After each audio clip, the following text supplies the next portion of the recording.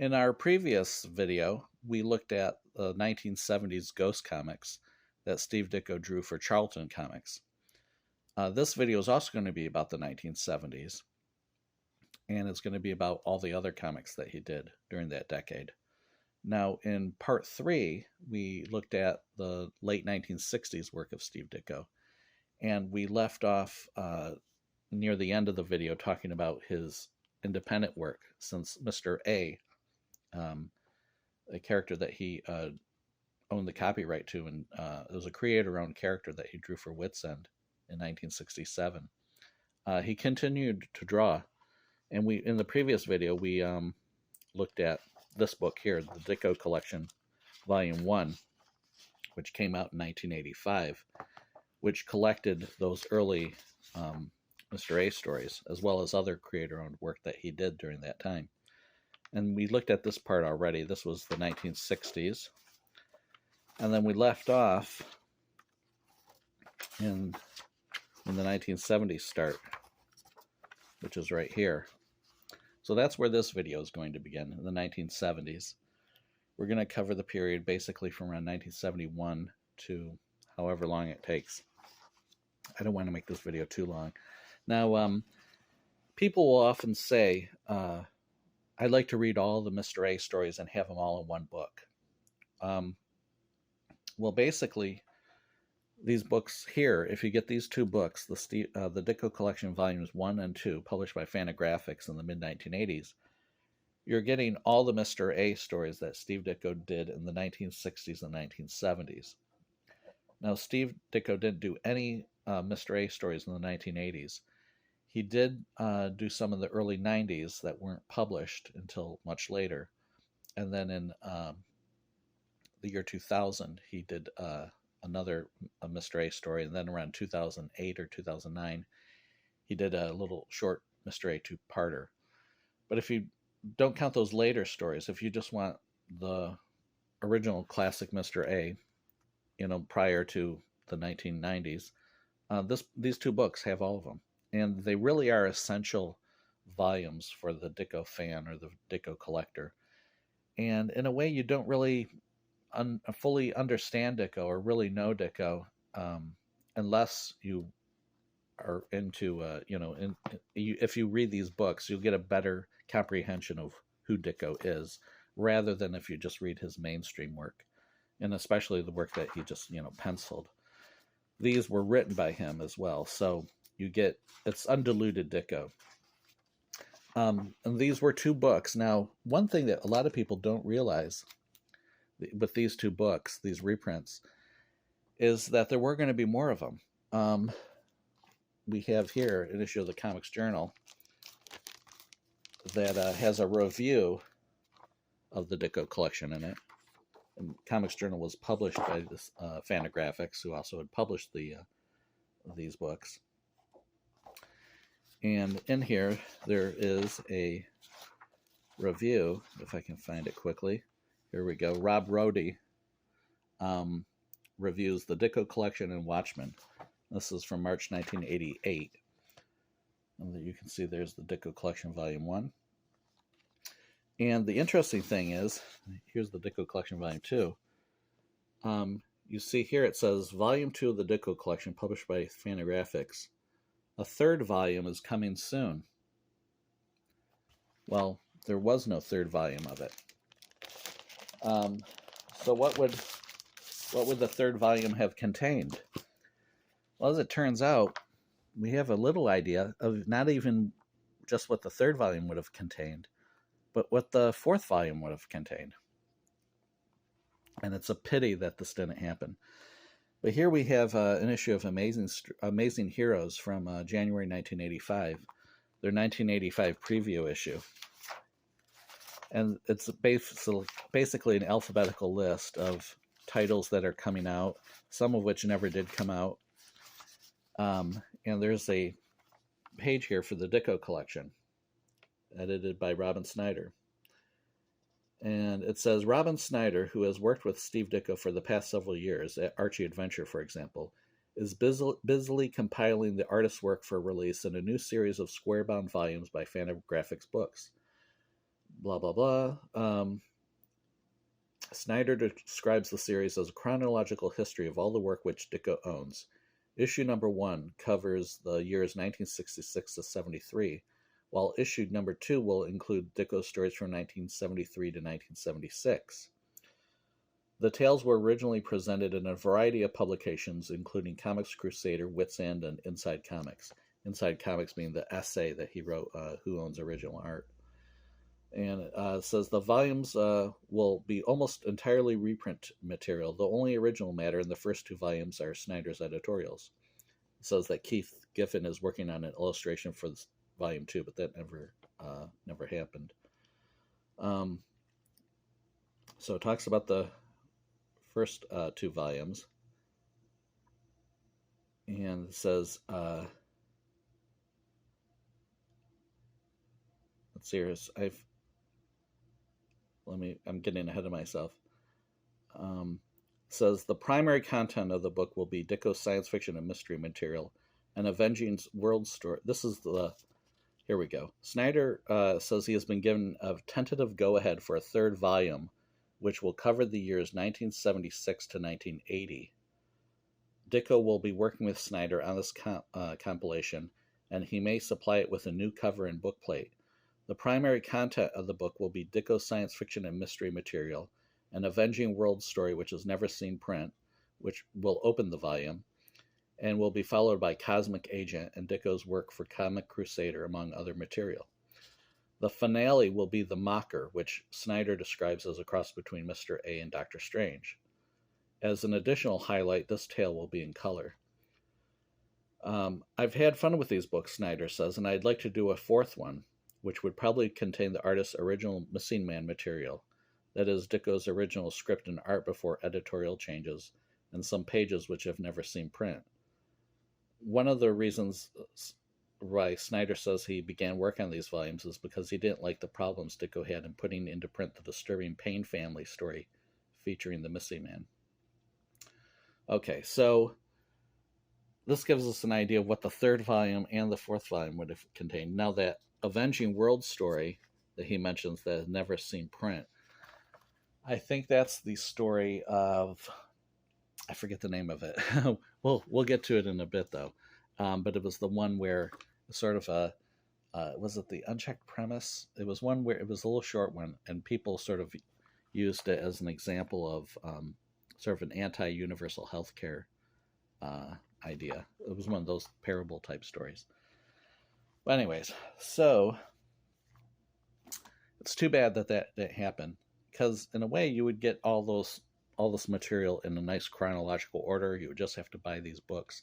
You wouldn't have to do what we're going to show you have to do to get all that creator-owned material. You have to buy all these various publications. And things like The Mocker ended up getting published in its own book, and he ended up expanding the story, and so forth. So these are the 2 books to get. Now, they reprint stuff that originally appeared in separate publications. This is Mr. A number 1. Actually, there's a reprint of it. This isn't the original. I don't have the original. I think the original had a color cover as well. And this is all reprinted in that Dicko Collection Volume 1 book. When is a man to be judged evil?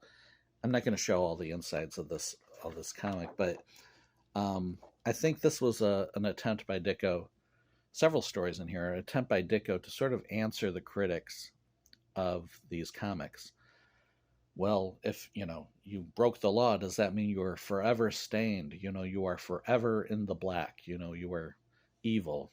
Where Ditko is trying to show that here you can have done something wrong.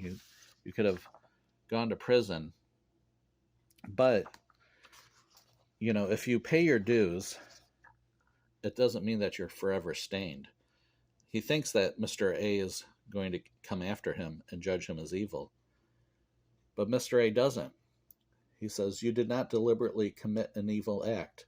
When you recognized your mistake, you tried to correct it, ready to pay whatever consequences it might have for you. So you have earned every consideration. Blah, blah, blah. So that's sort of an answer to those who would say Mr. A lacks compassion and so forth. Now, it also reprints this earlier story from 1969, which we looked at already in part 3, which I really liked. And then it has this story here. This is from 1972. And interestingly, this has where each of the pages are only one page each. You know, so it's almost like a newspaper strip, which kind of makes you wonder if that's how it was intended. And then there's a final story in here, Right to Kill, which again I think is sort of Ditko answering his critics, because these kidnappers have kidnapped this little girl. Mr. A shows up to free her and get the villains. So they're being horrible to her, and so he is taking them on. You know, he shoots the villain in the head there. And so despite having, taken on these villains,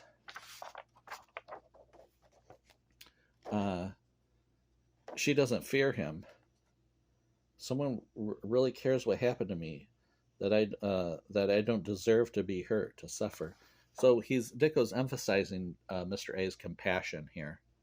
You know, even though he's just shot somebody in the head, he did so for reasons, They're calling, will you help them? No. Why won't you? I won't help anyone who believes he has a right to hurt you. Don't you care what happens to bad people? No, I only care what happens to the innocent and the good people.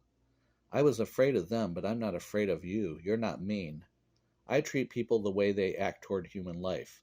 I grant them what their actions deserve, have earned. I don't reward the bad or cheat the good. And so it's sort of like a similar situation with the first Mr. A story, although this is shown metaphorically, where they're hanging off the ledge of the dark side of the Mr. A card. And so he's showing that he cares about the innocent and treats the evil people as they treat others. There's also a nice center spread in here. I believe this was originally printed in color in the Mr. A #1. It's a reprint from the cover of the collector fanzine.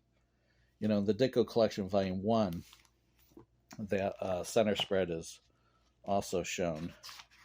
If I can find it real quickly here. Here it is. But it's a little harder to see the middle words because of the spine. So this one you get to see what the words say. So Ditko Collection Volume 2 picks up from there. And it starts off with a reprint of the Avenging World. This was the second book in Ditko's series of books published by Bruce Hershenson, who was an independent, they were independent comics, sort of before the direct market really came around, though. This is 1973. We're going to look at the center spread here. Again, it's a case where you can, with an individual comic, you can just lay the center spread out, and you're able to see the stuff that's in the middle, including the words. Whereas when this was reprinted in the Ditko Collection Volume 2, it's sort of hard to see what the words are saying because it goes into the spine like that. I mean, it's still cool, but this is nice. So that's sort of an advantage of having them in these original comics, is that you can see the middles there. But so this was came out in 1973. Has an editorial by Bruce Hershenson. This is a somewhat controversial comic, The Avenging World. But to my mind, this is probably my all-time favorite Steve Ditko comic. This, if someone said, why do you like Steve Ditko? I would actually hand them this comic. Say, here it is. This is why I like Steve Ditko. Well, there's the back cover too, which is in color. Some people don't like this sort of work. That back cover was reprinted on the side, so you'd be able to see in the Ditko Collection Volume 2, so you'd be able to see the whole thing without it being spread across 2 pages. But oh, and interestingly, this has a 75-cent sticker on top of, I think it was probably 50 cents originally. But you would find that with comics that, from this period of, like, say, the underground comics would have various printings. You could tell from the price going up. They'd look the same, but the price would be different. And here it looks like they printed so many of them, because this is back in the days when you couldn't just print a limited amount of copies. You had to, like self-publishing does nowadays, or print on demand. You basically had to do a huge print run. So you were stuck with thousands of copies of this comic. And yeah, see, it says 60 cents plus 15 cents for postage. So perhaps those were ones for postage, the ones that were sent out by mail, or I don't know. But, or maybe just used for later, when the price went up, they put stickers on them. But anyway, so I was saying this was one of my all-time favorite Ditko comics, probably my favorite Ditko comic. I like how it also just says Avenging World by Ditko. You don't even need to have his first name in there. Of course, he wrote that. The thing that I think some people don't understand about this comic, and which is why they have a sort of negative attitude about it. In fact, I think that Comics Journal review, when it was talking about this comic, I think it had some negative things to say, and we'll take a look and see what the objections were. Says the Avenging World series, also reprinted here, states Ayn Rand's case to much better effect, but I can't see anyone actually wading through its dense, didactic, ponderous pages. As opposed to Mr. A, the entertainment value is virtually nil. That, I think, is a sort of common viewpoint amongst comic book fans, especially those who, like superhero stuff and are coming at it from, a familiarity with mainstream comics. Well, this isn't a mainstream comic. This is an innovative comic. And what Ditko is doing here, I think, here's a way to look at it, if you want to sort of appreciate it, is the comic book form started out originally as a book full of newspaper comic strips, because the comic strip came first before the comic book. And one of the forms of comic strip is the editorial cartoon, the newspaper cartoon, which are still very popular. So Ditko is taking that form of like that newspaper editorial cartoon and transforming it to a new medium, comic book. So you have sort of an editorial cartoon comic book, which is an innovative thing. And I think in a way he was moving towards this, because you can see even with his Mr. A, it started out as just a narrative, but then it gradually becomes more metaphorical, where Mr. A is just, you'll find some of these, like, for example, there's a Dicko Collection story in here, where it starts out, let's see if I can find it real quick here. It sort of starts out with a, telling a story, but then gradually becomes more of a, here we go, The Captive Spark from 1974. Starts out trying to tell the story in the simplest way possible. So he uses the idea of cavemen, and most of the cavemen just want to stay in the cave and have the gods or somebody, provide for them. Whereas one of the cavemen gets out of the cave, says, I'm going to provide for myself. I'm going to hunt and gather and so forth. And then here's someone else who's wounded. Well, what about the people who can't do all these things? Well, he can do other things. And then he works with someone else and they can help each other. So there's transactions for mutual benefit and stuff like that. But then what about if someone says, oh, well, now give me a handout. I want you to, using force. So that's what Ditko's complaint is. So then gradually you see it's not even about the cavemen anymore. He's just going off onto these generalized things about humanity today, and how it's a how the individual is being trapped by these forces wanting him to do things like controls and restrictions and so forth. Anti-business legislation, as Ditko sees it. So the Avenging World is a way for him really just to go for it and talk about these issues without having to create some phony story, of all these different characters. He's caring more about what he's talking about here rather than some fictionalized version of it. So, he tries to break things down very simply. This is one of my favorite bits where, there's this one guy who's unhappy and says, the world owes me a living. But the employer says, you gave us your time and your skills. We give you a salary in exchange, something for something. And then the guy says, hand over your money or I'll smash you. So somebody might look at this and say, gee, people don't really talk like that. They don't say, you gave us your time and your skills. We give you a salary in exchange, something for something. Of course they don't. But that's why Ditko is using this to sort of simplify the situation. Because people can, if it's not simplified, it may be more confusing. Well, what am I working for? I'm a wage slave and so forth. And Ditko is saying, no, you gave us your time and your talents.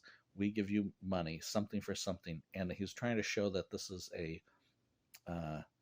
mutually beneficial system. Now, of course, a lot of people don't think that capitalism is a mutually beneficial system. They think that it's exploiting people. So that's sort of the argument. But these are sort of arguments in favor of capitalism. As Ditko's showing that he does have a thing here about big businessmen who, so not everyone who is a quote unquote capitalist is, someone that he is championing. Like, I'm willing to work with dictators as long as it benefits me, So there are moral implications to these transactions.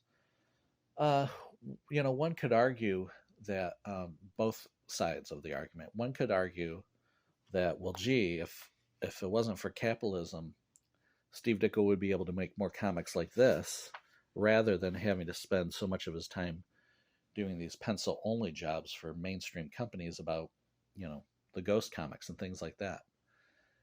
Wouldn't have been better if he could have just done this and not have to worry about paying his bills all the time. That's one way of looking at it. Another way of looking at it is that capitalism allowed him to be able to do comics like this. He was able to support himself doing those comics on the side.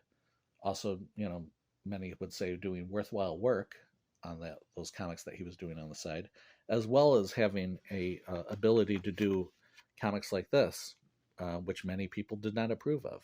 He was able to do them, and it's too bad that he wasn't able to do more of them. Obviously, it's too bad that this was 1973 instead of 2013. And he would have been able to say have a Kickstarter for this, or have his own Patreon or something, where he would have been able to fund this comic. But unfortunately, a lot of these comics were short-lived. Like I said, the Dicko Collection Volume 2 reprints the Avenging World one-shot, which is one of my all-time favorite comics, as well as the next two comics that he did in Bruce Hershenson's line of Dicko comics. And you'll see here it says D number 3, and this is D number 4. So these are the next two comics that Steve Ditko did, and both of them promise more stories, more issues. But unfortunately, there wouldn't be more. Incidentally, this is if you ever wanted to see a signed Steve Ditko comic, this one is dated 1985. Steve Ditko 85. This is an issue of the comics, Robin Snyder's newsletter that Ditko often contributed to. And this cover has a It shows a Mr. A #2 that had been signed by Ditko in 1985. We'll take a look at these books next. Now, Ditko's H series. This is very much a Ditko, such a Ditko-esque comic, and it's like the work that he did, later in the 21st century when he was having Kickstarters with Robin Snyder. He had his Act series, Act 5, Act 6, and so forth, of these 32-page comics, his 32-pagers. This is like that, except it is from 1975. It's really too bad that he wasn't able to do, 20 plus issues of something like this, because the artwork in here is so detailed and fantastic. Later on, Ditko's work, his artwork became simpler and simpler, and this work is very detailed. Of course, there's also a lot of text as well. Some people have complained about an essay in a word balloon, but it's very funny and satirical as well, I think. You have this guy here. We must rid ourselves of painful words like facts, truth, or objectivity, reason, logic, good, and justice. They demand too much. We must make words be what we like, a truth that is pleasing, a justice that is kind, a logic on faith and reason to fit individual preferences. Words without offense.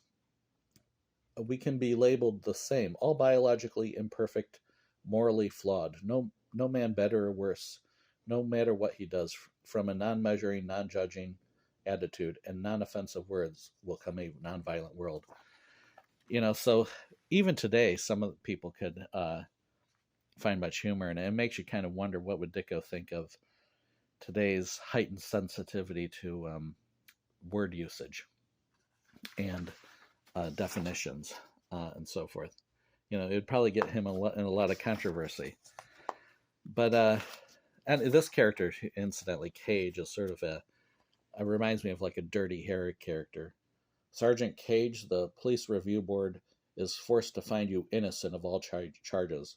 You are a careful man, Cage, may be dangerous. You've presented proof of evidence being tampered with, trapping the guilty and exposing your corrupt accusers. You're also an unpopular man, Cage.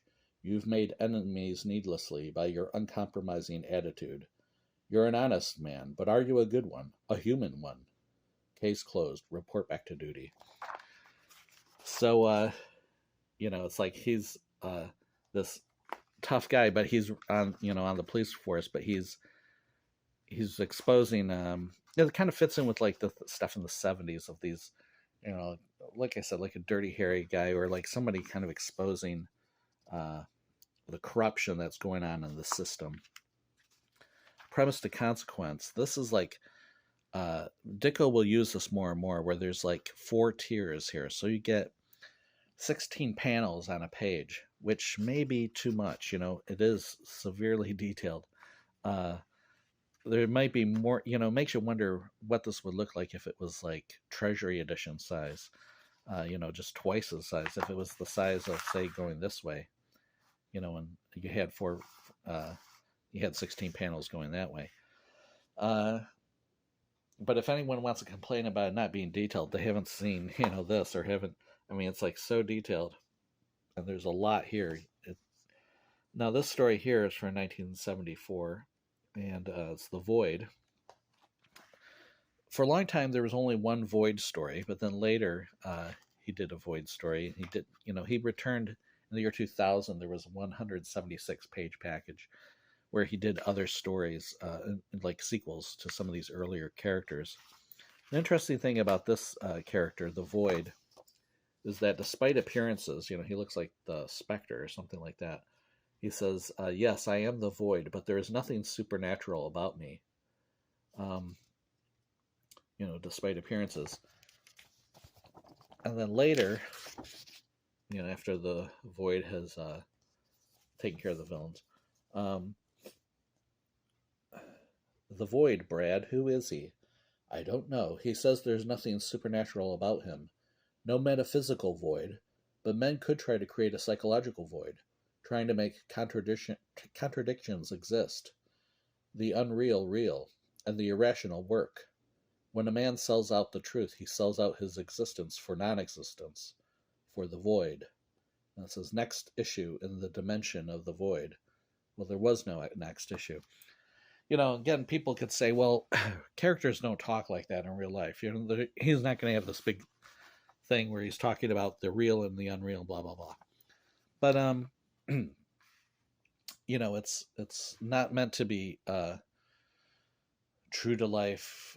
You know, in fact, even philosophically, Dicko might have had a issue with sort of that true to life thing that was coming in the late 60s. You had movies, for example, that would be more like realistic, you know, and so forth. And, you know, Dicko has sort of, was looking for more of a,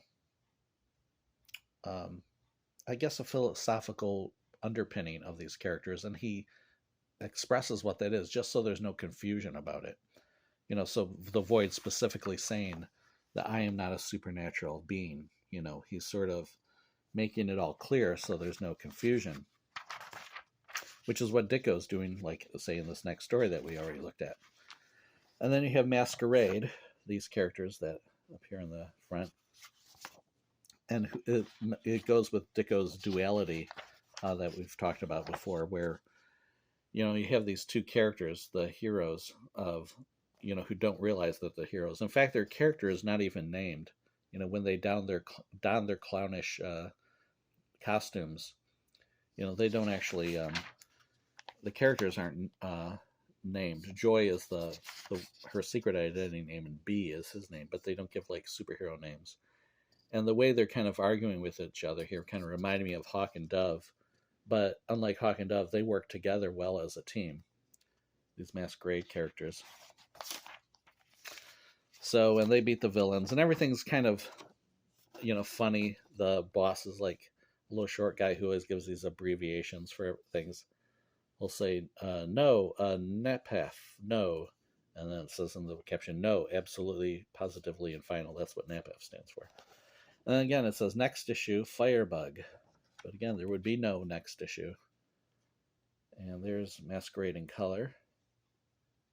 And the void. So it's a pity that these comics didn't continue. The voids, the Wa, and the there's also the Screamer story, which is from a fanzine. It's sort of like a Killjoy character, who we'll look at later. There's the same thing that we saw, but in the Dicko Collection Volume 2, it's printed in black and white, which is nice. And then this is printed at a nice big size. So that's the good thing about this Dicko Collection Volume 2 reprinting of the series. And there's the Masquerade characters. And then you have Mr. A number 2, which again printed in black and white here. And here's the original issue. Again, it's just Dicko's Mr. A. No Steve even needing to be mentioned. We'll take a look at that next. So here is Mr. A number 2, and here's how it looks in the Dicko Collection Volume 2. And again, you have the Bruce Hershenson ad there. In fact, if I remember right, when the Avenging World was first issued, there was an ad on the back for there was Mr. A number 1, Avenging World, and that said number 3, 5 by Dicko, but that would later be called Wa. And then you have this ad now where Wa is available, and there's Mr. A number 1 and Avenging World. And again, you have those 4 tiers that I talked about before. And again, they look better in bigger size in the Dicko Collection Volume 2 book. And this is it has 2 stories in this issue of Mr. A number 2. And you have the Count Rogue character, who is sort of a contrast, between this dashing villain, who the wealthy are pleased, some of the wealthy are pleased to get robbed by. But, in reality is this kind of disgruntled person. You know, nothing glamorous about him. You know, and you can see how Count Rogue is, you know, thinking these nasty things about people as he's trying to charm them. So again, it's that sort of duality thing. You can think of that sort of like with Rorschach and Watchmen. You know, having, of course, he wasn't glamorous, but he was presenting himself in one way, but in reality was, you know, living another way. And Rex Grain is, of course, on the case as Mr. A to stop him. Now, this is a case where, you know, the media is really playing up Count Rogue as this glamorous character, but you know, Mr. A is exposing the truth. Now, there's this character, Senator Cud, who's in both stories, the Gray Fox. He has he looks almost like Boris Johnson.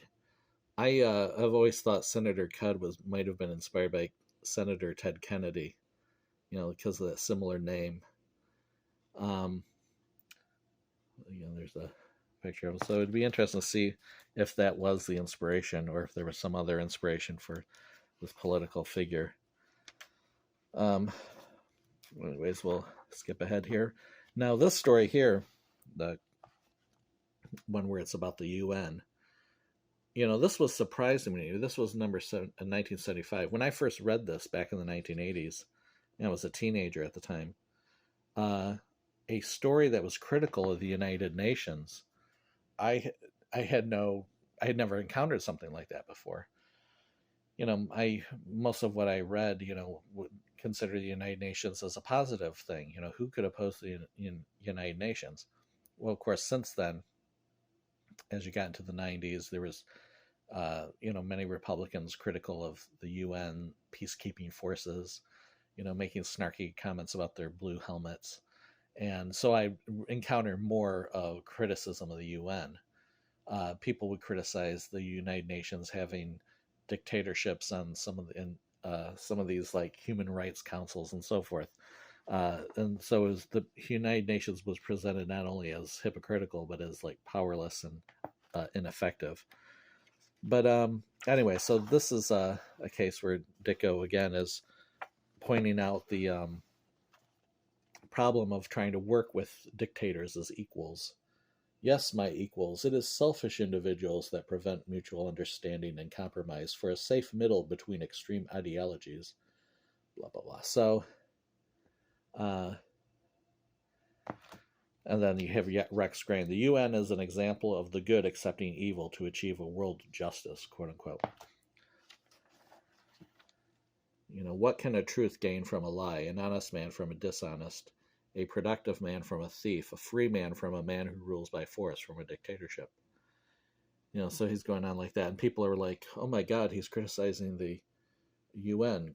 Grain is a fascist warmonger. He's stirring up trouble. Anything is better than war. And so forth. But his boss stands by him.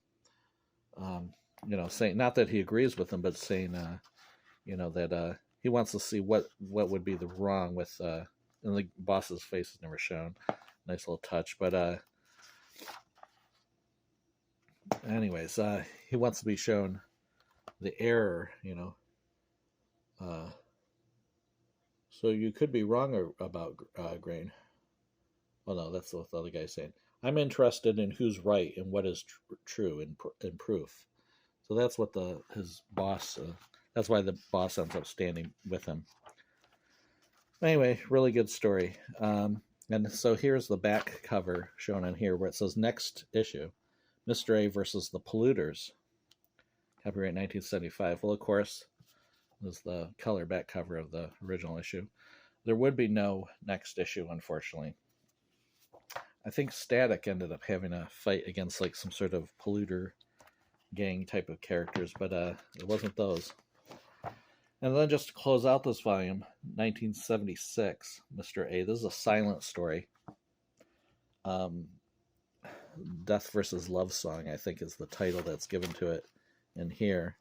Yeah, Death versus Love Song. Comic Crusader storybook.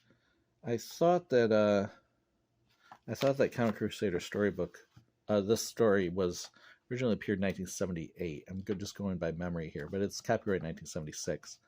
And of course, the splash was used as the cover. So this is a silent story. So again, it's sort of maybe an answer to critics. If, you know, people are saying, oh, I don't like Mr. A stories, they're too wordy. Well, here's a Mr. A story with no words. What do you think of that? You know, but and he's still telling the story, you know, just without having to use words to do it. This kind of reminded me of a sort of Watchmen moment, you know, with Mr. A walks into a bar and, you know, goes after the guilty guy.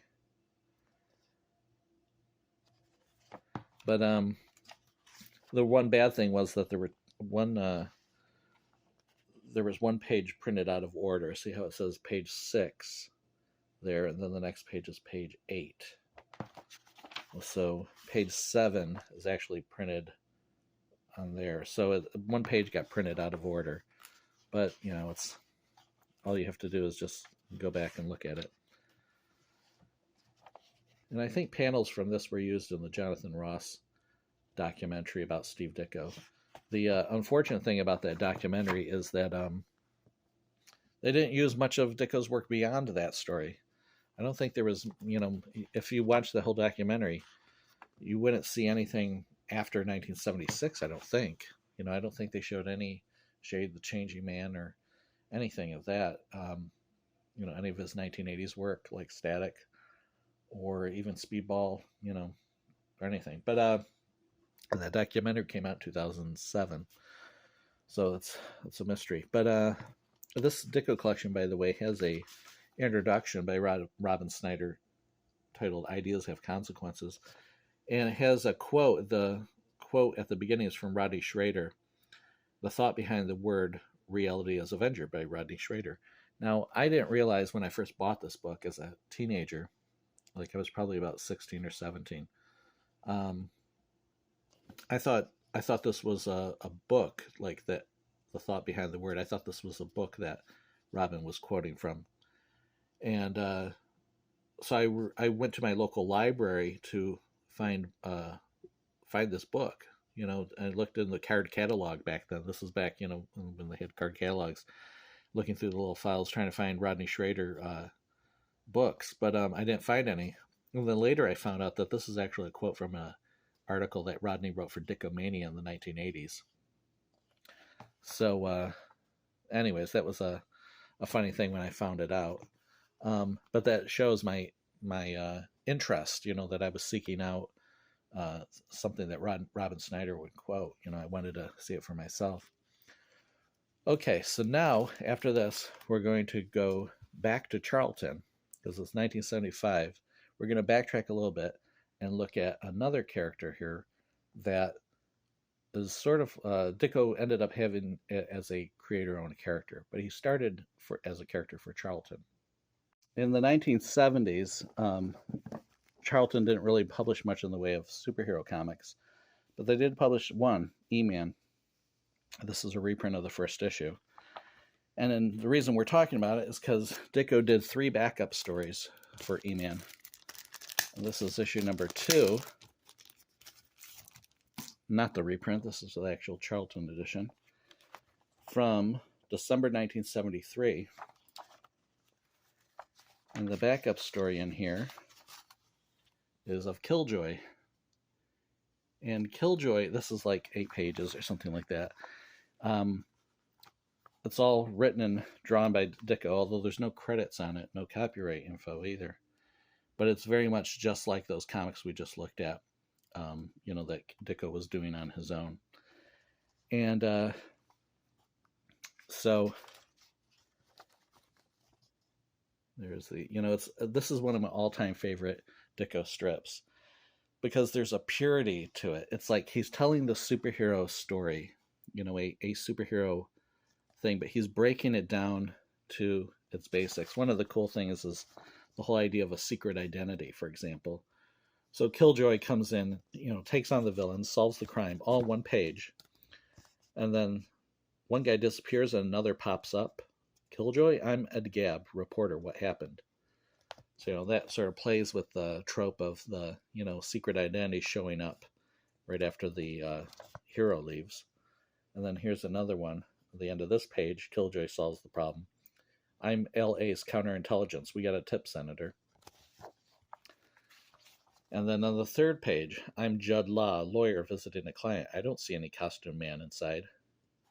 So could one of those people be Killjoy? Is all of them Killjoy? Is any of them Killjoy? We never find out. And so there's such a purity about it.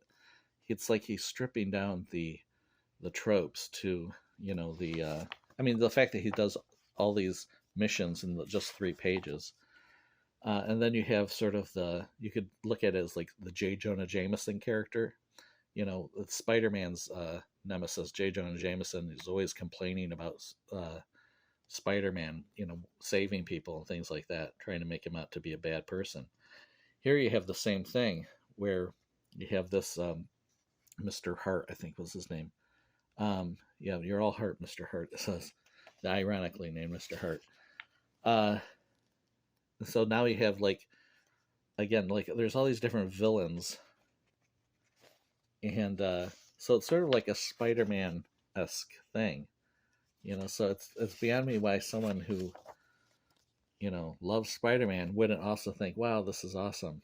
This is very much a Spider-Man-ish character. So in the 1970s, there were only 2 Killjoy stories.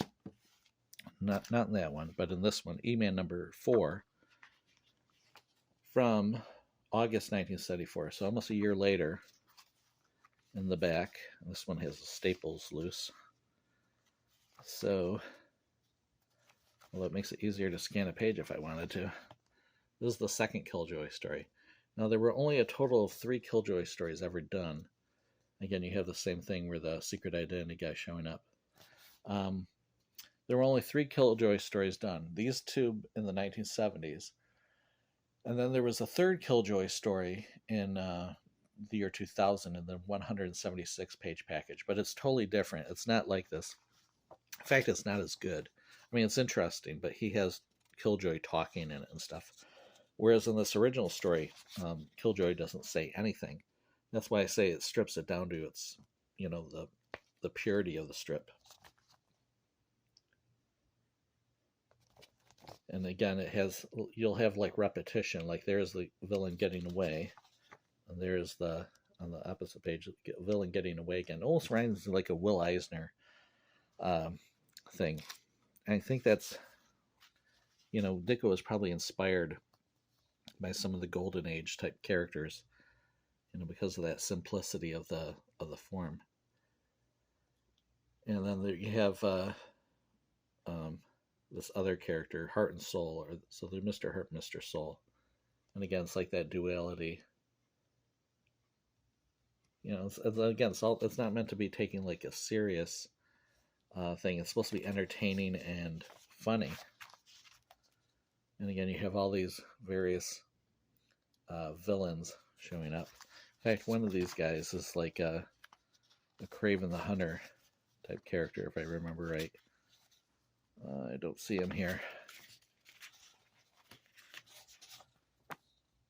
He might have been in the other story. But anyway, so yeah, it's one of my all-time favorite Dicko strips is the Killjoy strip because of that. Now he also did another backup strip for E-Man. And I have the whole run of E-Man, but these 3 stories are the only ones Dicko did for E-Man. And this is the only Liberty Bell story. This was sort of a tryout for Liberty Bell, written by Joe Gill and drawn by Steve Ditko, as the credits say.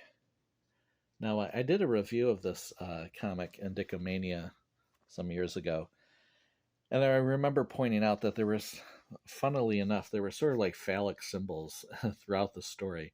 And it kind of made me wonder if that was intentional or if I was just reading into it. Because you have the rocket there, you have, Washington Monument, flagpole, all these things, which the jet, and then like when she steps down, the general confronts her, points his finger at her, and she says, now behave or I'll snap it off. And he's like, ow. And then the person says, General Hogue, the lady has higher security clearance than any of us, and I've got instructions to cooperate with her no matter what she demands. And the way that no matter what she demands is bolded like that just kind of makes it seem like as if there's some sort of, kinkiness involved there. And, maybe Joe Gill was thinking of, that was a knowing comment. Anyways, they go up in the rocket, and she's aboard as bored as an astronaut, and then reveals herself. Now, I'm here because Skylab 3 is being almost certain to be attacked by space pirates. This is end of first episode. This is a pilot story. If you like Liberty Bell, let us know. We may give her a whole book to zoom around in. If you have any criticism, send it in. Liberty Bell is a lady who wants to please. Again, it's sort of a winking comment there. But yeah, it's too bad that nothing ever came of that, because this was a fun little strip. You could tell it wasn't meant to be taken too seriously. And, Joe Gill and Ditko seem to be having fun with it. And it seems like a cool, interesting character. Plus, another chance for Ditko to draw a female hero, which he hasn't done too often. But yeah, so it never went anywhere. And this was the only Liberty Bell story. So now we'll take a look at some other Ditko work here. Not any more of the creator-owned work at the moment, but we'll look at some more obscure type work. In late 1974, a new comics company debuted, Atlas Comics. And these were available on newsstands, and they published a lot of comics, all of them cover dated 1975, from January to October at the latest, 1975. In August 1975, it was announced that they were discontinuing publication. So it was a very short-lived line, but they came out with a ton of comics. And Steve Ditko worked on a handful of them. And so I brought out all my Atlas comics here so we can just kind of look at Atlas in context. It was a company started by Martin Goodman, who had been the publisher of Marvel Comics. And his son Chip had been sort of forced out at Marvel.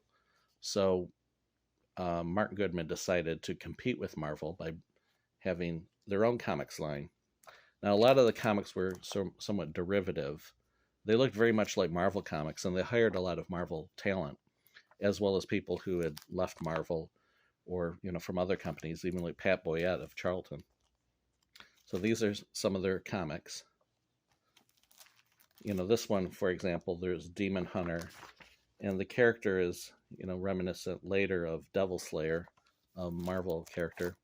We'll set the Ditko ones aside. So Ditko drew Destructor, number 1 through 4. He didn't draw the covers, though. And we'll set those ones aside and look at those later. And so these are some of the other comics that Atlas published. The Grim Ghost is a good one. Very much looking like 1970s Marvel type comics, which is what they were trying to emulate. They would even say like the Atlas Age of comics is here on one of the covers.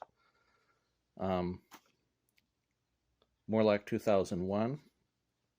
Now Ditko drew number 3. This is issue number 1 and 2, and then it was retitled Morlock 2001 and the Midnight Men with issue number 3. We'll set that aside so we can look at it. Phoenix, some of them you can tell that they, just from the covers, that they they were sort of uneven. They went through various changes. Like suddenly Phoenix becomes Phoenix the Protector with a costume change, as they're trying to improve things. But this would turn out to be the last issue anyway. Planet of Vampires.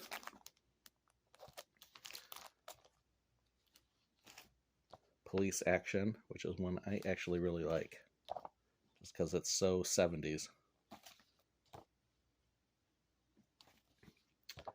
They had various genres as well. You can see war titles. The Scorpion, which was done by Howard Chaykin, at least the first 2 issues. But again, you had a thing where they totally changed up.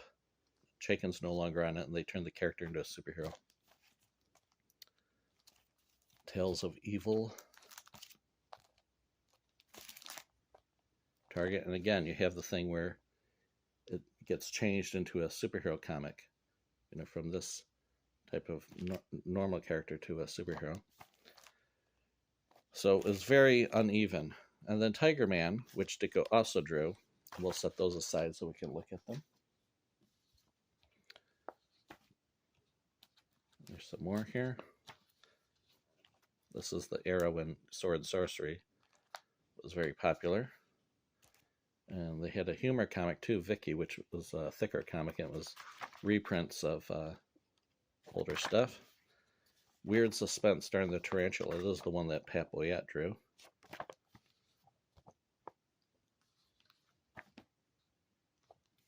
And Kid Cody Gunfire, Western action. You know, it looks very much like a Marvel comic. These covers were, most of these covers were drawn by Larry Lieber, Stan Lee's brother, who had also drawn a lot of covers for Marvel at that time too. So they have a very Marvel look. Anyways, Atlas-Seaboard was the what people refer to them. So Atlas was a imprint of Seaboard periodicals. So let's take a look at the Ditko stuff here. So this is Tiger Man, Warlock, and the Destructor.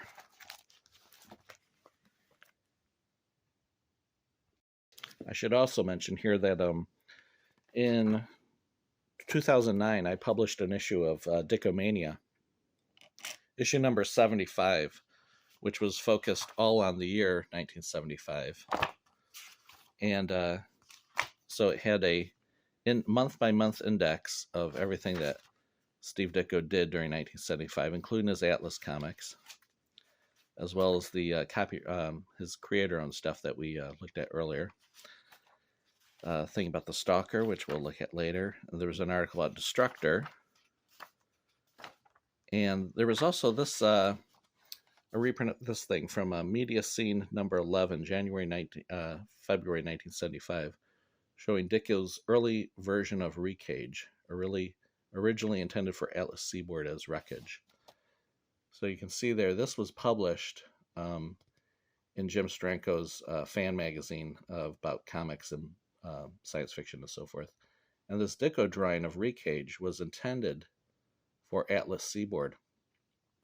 But later, around 1989, there was a publication Robin Snyder published called the Dikko Package, and it had a character called Recage without the W. They were like recovery agents, if I remember right. And it had that same, the splash page, the opening panel had that same image, although it had been redrawn. So it looked a little different than what you see there. And so in the Dicko Collection Volume 2, there was a story called Liebage, and it was Liberty Agents. So I wonder if that also was somehow connected to it, or, you know, a similar idea. But anyways, why it never happened, I don't know. But anyways, then there was an article about Tiger Man from Michael Oshunker, and so on. So this covers some of the same stuff that we're going to be talking about next. So the first comic that we're going to be talking about of Atlas Comics is the Destructor. This is issue number 1 and 2. Now the cool thing about the Destructor was that it was inked by Wally Wood, at least the first couple issues. And in fact, this cover is inked by Wood as well. So it's Lieber Wood there.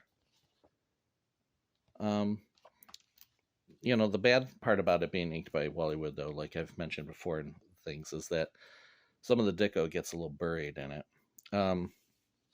But the cast of credits is pretty awesome. Written by Archie Goodwin, drawn by Steve Ditko, inked by Wally Wood, edited by Larry Lieber. So what could go wrong? But it's actually a decent comic.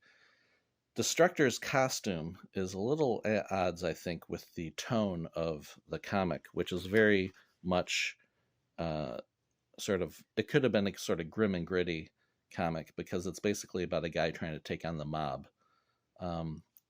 He starts out as a young punk wanting to get in with the gangsters, but then his dad is this mad, we're not a mad scientist, he calls him a mad scientist here, but he's a scientist who has created this serum that give his son powers, and he takes the thing when there's a hit on him because he's too much of a wise guy.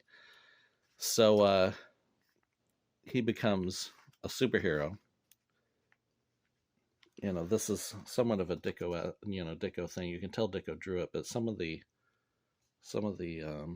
work just doesn't seem very Ditko-esque, especially when you compare it to the Charlton stuff he was doing at this time, the Charlton Ghost comics that we looked at in the previous video. Some nice little touches there with the villain, the Slay Master, the assassin who's out to get him. Very Ditko-esque. Very. I say Ditko-esque. Obviously, Ditko drew it, but so it's very Ditko-ish. But like I said, the sort of the intensity of the character with his violence, taking on the mob, his red and blue costume sort of undermines the grittiness of it. It makes it seem a little more, and then plus the costume isn't that original looking anyway. It's sort of basic. It's almost like a hawk and dove costume, but even sort of like even less complicated looking. So it's a cool comic. I can imagine at the time this must have been really great to get, promising to get. People thinking, wow, this could be the start of something big, and of course it wasn't, unfortunately. But there's a nice little ending here. These last panels where he vows his war and crime. And then you have issue number 2. And a nice, very typical of Ditko, having a shot like that of the hero sort of looking down on the scene. And again, there's the credits right there. So you have some consistency, of the people working on it. But as we shall see, that Ditko would be the only consistent part of all this. And again, even though there's sort of a, super villain-esque type thing here, this guy, it's still not totally implausible. There's still, even though it's a superhero comic, there's still an element of realism and also violence in it too, of people getting killed off. That was one of the things with Atlas comics that sort of made you wonder how some of the stuff got past the code, because there is a lot of violence in these Atlas comics. Anyway, he goes off to, I think it was Las Vegas, and he actually hits New Mexico, it says. He actually hitchhikes there, which is a very 70s, young hero way to get around. And he's trying to get rid of this gangster, but it turns out the gangster, he's being set up. The gangster is trying to go straight or whatever, trying to rectify the things he's done. The villain again gets squashed in a bad way. He was going to have this woman, squashed in the car smasher at the junkyard, but he gets his just desserts when his metal hand gets attached to the magnetic lift thing there, and then he gets dumped into the smasher. So that's how that ends. Now then, third issue, Wally Wood is gone. Archie Goodman's still the writer, though. And it says Steve Ditko artist, but he's not the inker of this. He was just doing pencils. On all his Atlas stuff, he only did pencils. Frank Gaiacia, is that how his name is pronounced, or Gaiacia? He inked this, apparently, according to the Grand Comics database.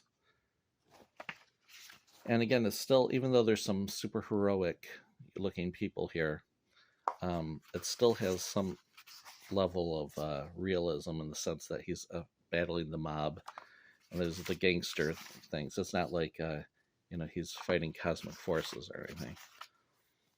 This guy has sort of a Wolverine looking haircut. Lobo is his name. And she's called the Huntress, although this Huntress predates DC's Huntress. So it was a decent story. This Lobo guy was kind of useless. And the funny thing is, at the end of this, it looks like he's going back home. He's exiting from New Mexico. He's getting on the bus. So you would assume that he is going back to New Jersey, which is where he lived originally, which is where the first 2 issues take place. But we shall see. With a change of writer, he's not. And here's the letters page where people are talking about their amazement at the team of, especially the return of Steve Ditko to a superhero comic. And then we have issue number 3, or no, this is issue number 4. And let's see, again, it looks like a Larry Lieber cover. Now, I forgot to mention, it looks like the costume had been changed. After Wally Wood left, they sort of added these little white jagged lines to his gloves. He didn't have those before, and his boots. That's to make it look less like Giant Man. He had that kind of thing. Now, Gary Conway is the writer, and Al Milgrom is the inker. But he's still in New Mexico, in a cave for some reason. And now you see there's more costume people running around. So with Gary Conway as the writer, it becomes much more of a conventional superhero comic. He encounters this underground race of mutants, and becomes this whole big thing where there's not much in the way of ordinary people in the story anymore. And so, it's not terrible, but at the same time, it's sort of like, well, what happened to the tone that this was going for of a more realistic thing? Makes you wonder if Gary Conway just said, I'm not interested in writing about gangsters. I'll do my own thing. And so it's like this science fiction. Maybe he just figured that would work better for this character rather than a war on crime thing, which is kind of funny because wasn't Gary Conway the writer who originated The Punisher, which is like a similar idea. But so this is the weakest book in the 4-issue Destructor series, I think. It does have a thing saying next issue, but there would be no next issue. It says to be continued, but it's not. This letter I always thought was funny in the letter page. Steve Ditko, is this the same man who drew everyone's favorite Spider-Man for the first few years of the Wallcrawler's existence? Blah, blah, blah. This was especially a surprise to me because I hadn't caught the premiere issue. I thought Ditko left the industry in 1966, but I never in my wildest dreams thought he'd return. So, that to me is indication that a lot of these people were probably more, like Marvel fans, were buying these comics, thinking that Steve Ditko left the comics industry in 1966. Well, that's because he hadn't drawn in Marvel comics since 1966, when the last issues of Spider-Man were published. So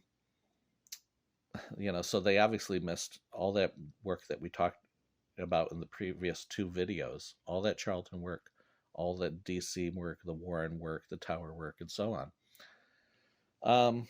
And of course his independent work as well, his creator-owned work. So I think that is going to be more and more common as we go along is that the people that will be reading these comics are unfamiliar with Ditko's other work, and they mainly know him from his 1960s Marvel work. At the same time, you'll have more and more, you'll have writers like Gary Conway, and later, as we'll see, Paul Levitz and others, who are more into, they're sort of the first generation of fans turned pro that Dicko will be writing with regularly or collaborating with regularly. So they're really fans of his Spider-Man work, and maybe not so much fans or even knowledgeable about his other work. And so that becomes more pronounced, I think, as we go along, as the Spider-Man and Doctor Strange become sort of the standard by which Ditko's work and career is judged.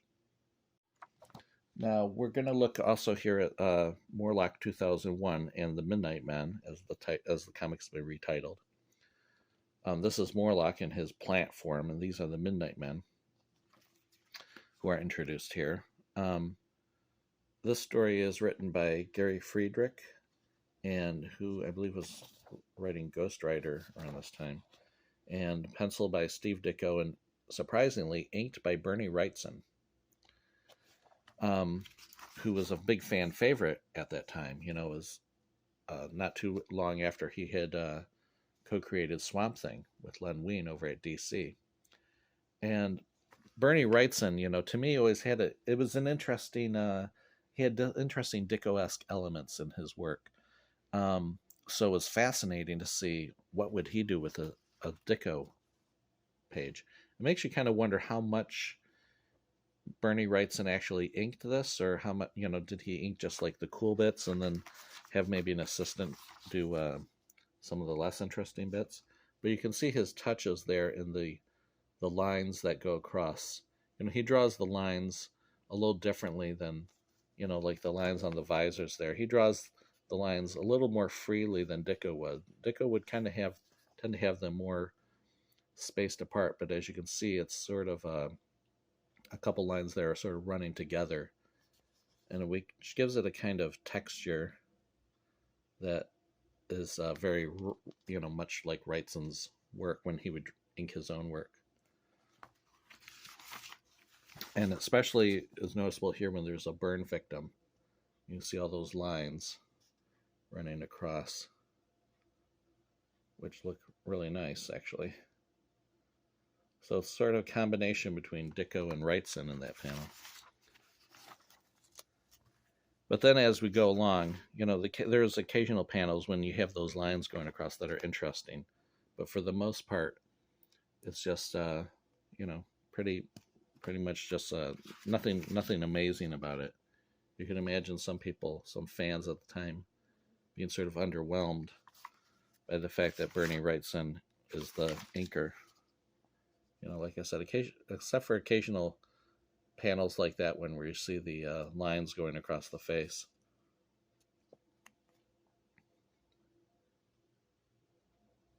But a weird thing about this issue, like it says, the last issue of the series, which only ran 3 issues, and it ends with one of the Midnight Men guy, the burn victim guy we've been looking at all issue.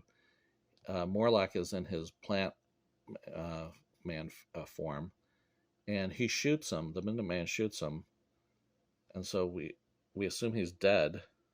This is the end of Warlock, but the Midnight Men are fighting against the government society agents that are trying to oppress them, and so he says, "Well, you know, Warlock is dead. There must be another way. By pressing this button, you know, he'll kill like everybody. I must destroy our refuge and myself and my followers along with it." So is this the end of Warlock and the Mystic Man? And you can see that sort of Marvel style of writing. Don't bet your last 2 bits on it. Spend it on the next ish instead and find out for yourself. You know, ish being a very Marvel-esque thing. But there was no 4th issue. So as far as we know, you know, the characters all died. And that was why, it's a weird way to end. Now, Ditko didn't draw the first issue of Tiger Man. Tiger Man actually debuted in one of the black and white magazines that Atlas published, which I didn't show, called Thrilling Adventure Stories. But this was the first color comic appearance drawn by Ernie Colon. And even though not credited in the comic, it was drawn by Ernie Colon and written by Gabriel Levy. But I remember this was one of the first, probably the first Atlas comic I ever bought. So, or I don't even know how I got it. It might have been, given to me back in the early 80s when I was a kid. And I remember being kind of disturbed by this comic because it seemed a little more realistic. Ernie Colon's style was like really gritty, and it seemed really violent and stuff. And plus, there's a scene in here where he gets his costume, and then he goes into a bar, and the guys there are very they see his costume and they're laughing at him. Hey, that's a right pretty outfit. Now the reason I'm showing all this is to show what it'll be like when Ditko comes aboard. But this is very much sort of, there's a realistic aspect to it, very 70s, and a little disturbing almost. You never have Marvel comics, for example, where the superhero goes into a bar and the people are laughing at him and then making cracks about his mother and so forth. It's sort of like more realistic if something like that actually happened in real life. If somebody walked into a bar looking like that, that's what would happen. But you don't see that in the subsequent issues that Ditko drew. The Ditko issues are much more traditional superhero comics. So these could have been published by Marvel. And when Tiger Man appears in public, people aren't laughing at him, or making comments, snarky comments. So we'll take a look at these next. Now, apparently, the cover of this one, issue number 2, was done by Frank Thorne, according to the Grand Comics database. It's a nice cover. And I don't see a signature on it, but it doesn't really look like Frank Thorne to me. But, I'm mostly familiar with his work from his Red Sonja stuff in the 70s. Now, this book says, Larry Lieber presents, sort of like Stan Lee presents, a Gary Conway, Steve Ditko masterwork. Again, it's, very much in the language of Marvel at that time. It doesn't mention the inker, but I believe it's not Ditko inking it. It's Frank Gaicia. And, so now you have other people walking around with costumes. It's much more of a conventional superhero comic by Gary Conway. Something that Marvel would have published, back then. And this was the era when they were, Marvel and DC were just throwing stuff out there. So there was all sorts of new characters, that didn't really last long. And, but some did. And like, say, Ghost Rider, something like that. This is comparable to, say, an issue of Ghost Rider written by Marv Wolfman, when it became more of a superhero type title. And it introduces another character, a super villain, the Blue Leopard, who is attacking him. So it's not grim and gritty anymore. It's just another superhero comic. The art is okay, but it's very much written in the Marvel-esque style, like sort of miniature Stan Lees, or people who have studied at the foot of Stan Lee and Roy Thomas. Look up, New York. Here's a sight that doesn't come along every day. After all, how many Tiger Men are there in the city of 5 million or 9 million people? Just one. And you sort of have, he's like, oh, I'm late for the hospital, and so forth. He has to run to his job as a doctor. There was another thing in here. I noticed a lot of times, I don't know if I'll be able to find it offhand, but a lot of times Gary Conway will have, here's an example, he'll have the hero refer to the villain as friend. So, even like the when he's attacking these guys here. Let's see if I can find another example. The name is Tiger Man. Remember it well, friend. And on this one, you know, it's like, where did I find that one? All right, friend, it's my turn. Now, Gary Conway is probably just doing this in a sort of mimicking of Stan Lee's patter with how heroes talk to villains. All right, friend, or even, you know, Stan Lee's Effendi, you know, a very familiar, trying to make light of the situation. Although apparently Steve Ditko, I think it was in Blake Bell's book about Steve Ditko, Strange and Stranger, there was an issue of the Question, I think, where, or one of the backup strips of the Question, where the writer had called the villain, the Question had referred to the character as friend, and Steve Ditko objected to this, saying, you know, he's not his friend, you know, he's trying to kill him or whatever.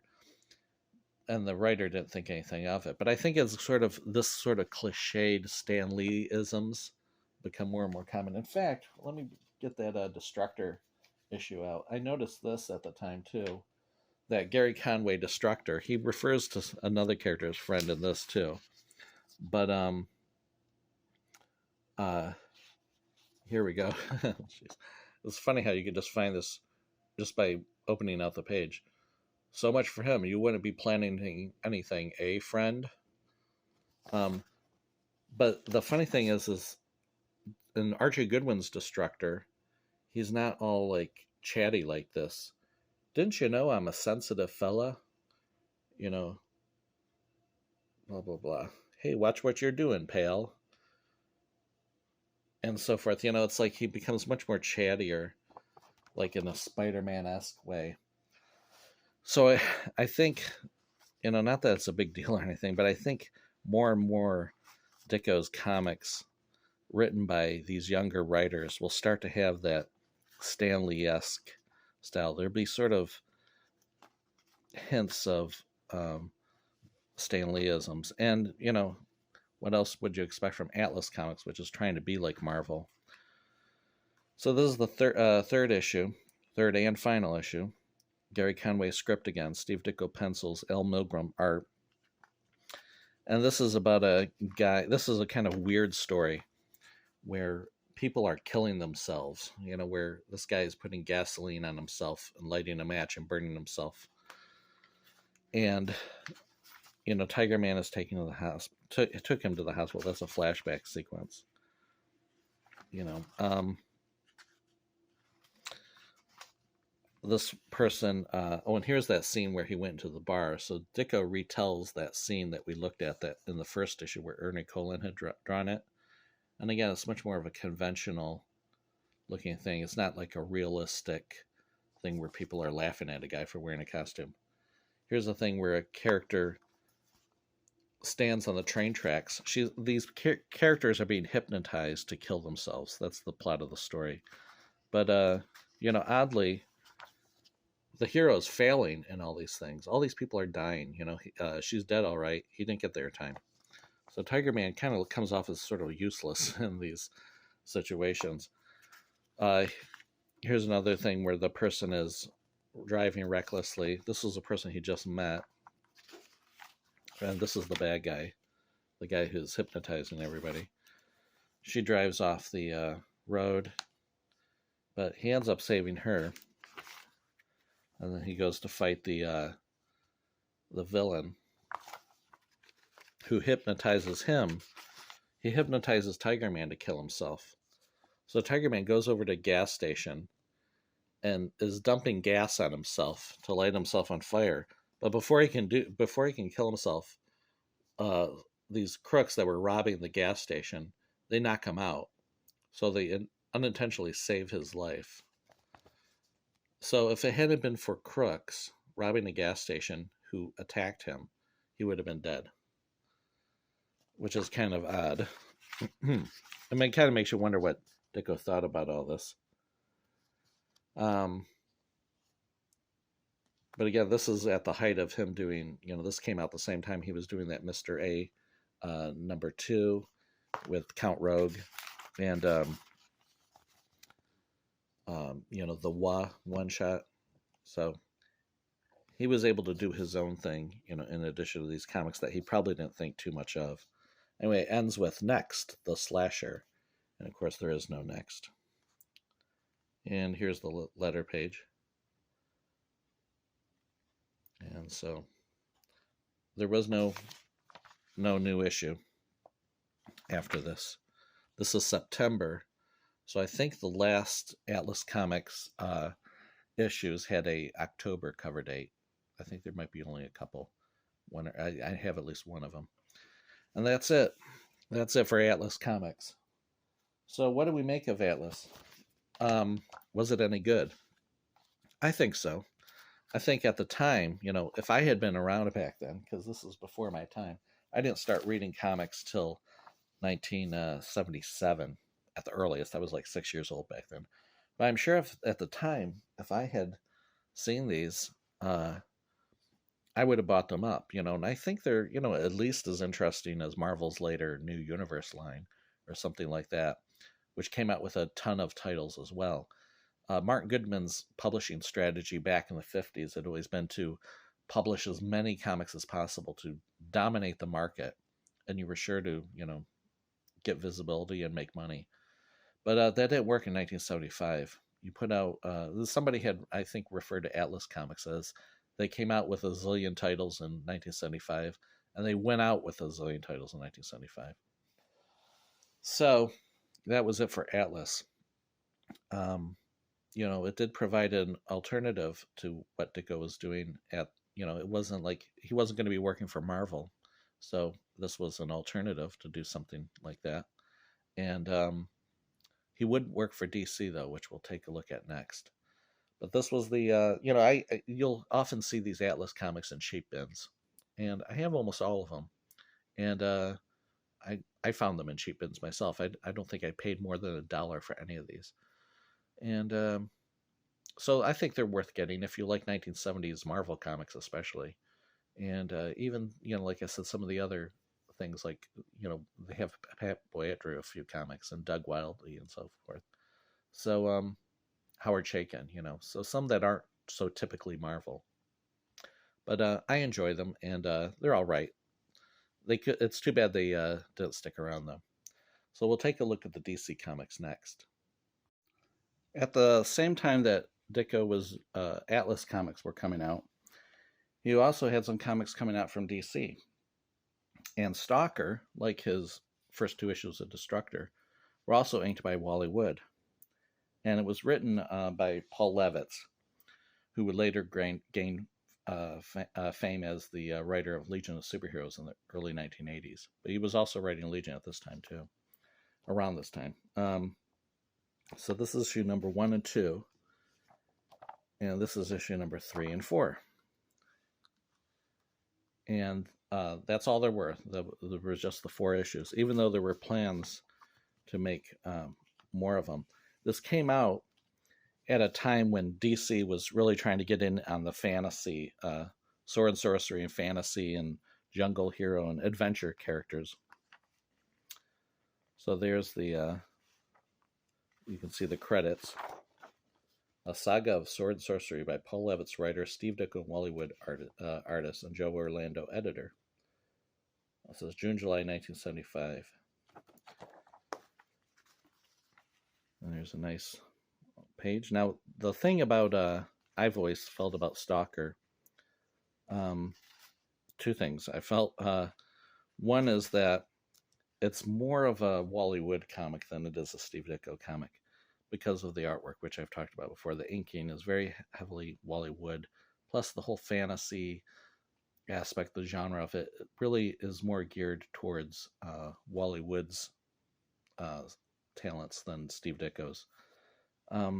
Still, it's, a Ditko comic, but and it's enjoyable to watch or to read.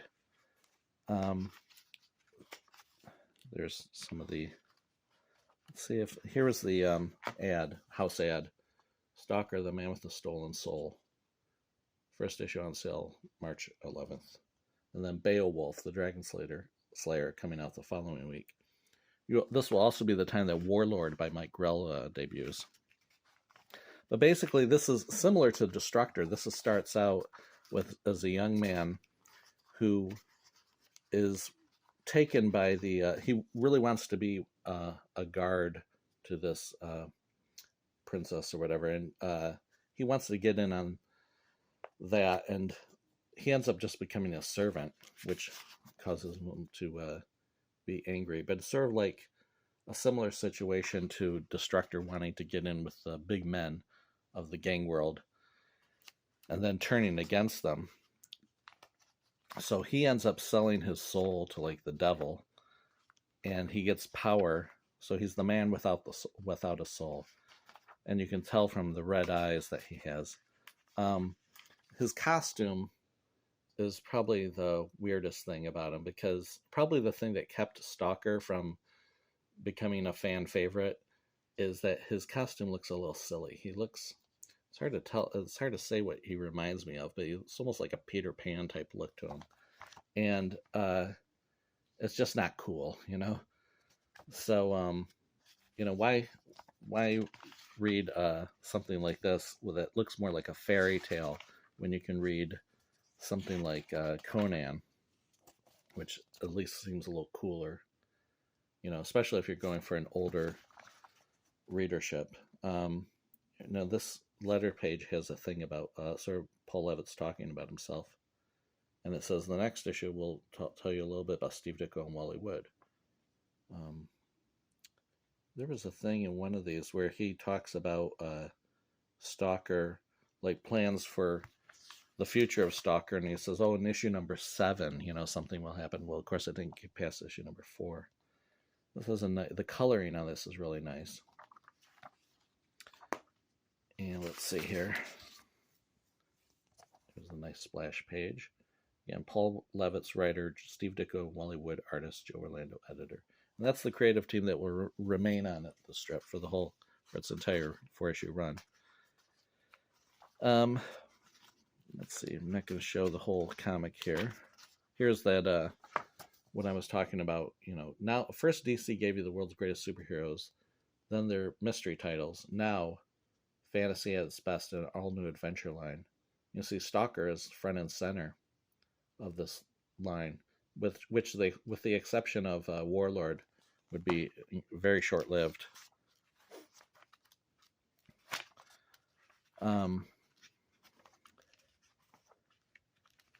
But anyways, here's the letters page on this one. It says, as you might remember from last issue's letters page, we promised you brief bios of Steve Ditko and Wally Wood.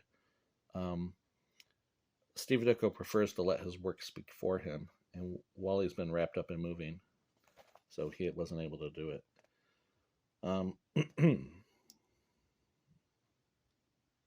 Anyways, so something like, oh, here it is, where it says, we're looking forward to visiting there around about issue number 7, when Stalker will meet the Dragon Riders of the Night Winds.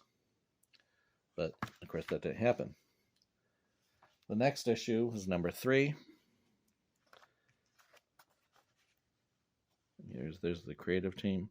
It was a bi-monthly series, so this is October, November, December 1975.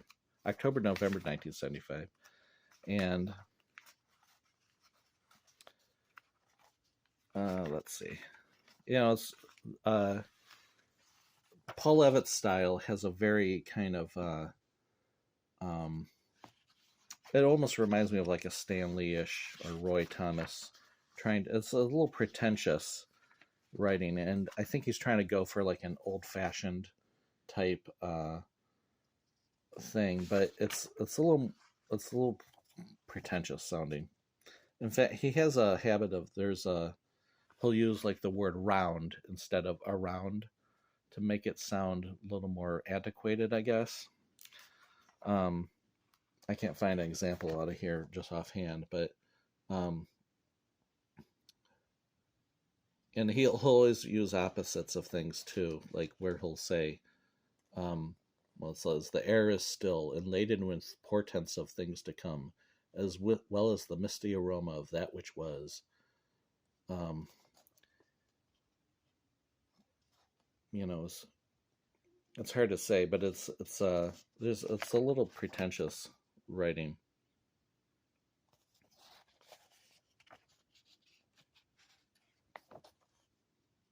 You know, it's not bad though, but it's better than his later collaboration with Ditko on their independent little fairy tale, which I'll show later. But that's a nice little image there. Here we go. Here's an example. The bards who sing their tall tales round the dying embers of the fires dwell long on this moment. For a man every bit as mortal as their enthralled listeners has challenged the last of the dark gods still on the soil of the world, and he has won. You know, it just sounds, I don't know, it just sounds a little pretentious to my liking. There's the letter page of this issue. And the final issue, number 4, the showdown with, he's trying to get to the guy, the devil character that gave him his powers, and he wants his soul back. So he goes through all this. Now, this is a quality comic overall, even though I'm kind of being a little critical of it and seemingly unenthusiastic about it. It's still a quality comic when you compare it to the stuff that was being done at that time. You know, it stands up against anything I think that, you know, Marvel was doing in 1975. I certainly would have bought it at the time had I been buying comics back then. But the villain gets away, and so his saga, his journey continues. And there's the letter page of that one. And so they're saying, just in case we're not back here in 2 months, we'd like to say a short thank you to all the people that put Stalker together. And this is, you know, the letters and colorists and so forth who weren't credited on the splash pages at that time. So they're waiting to see what the verdict is from readers of whether there will be future issues. And the verdict evidently was negative, because I don't know if Stalker has ever appeared ever again. Now, what happens if you want to buy those issues and say you don't want to go digging through comics boxes? Well, all 4 issues were reprinted in the Steve Ditko Omnibus Volume 1 that DC published in, see if I can find the year in it.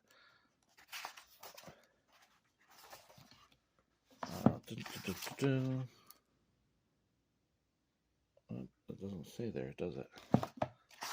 Here we go. It might be easier for you to see the lettering on there than I am, since I'm holding the phone up there. But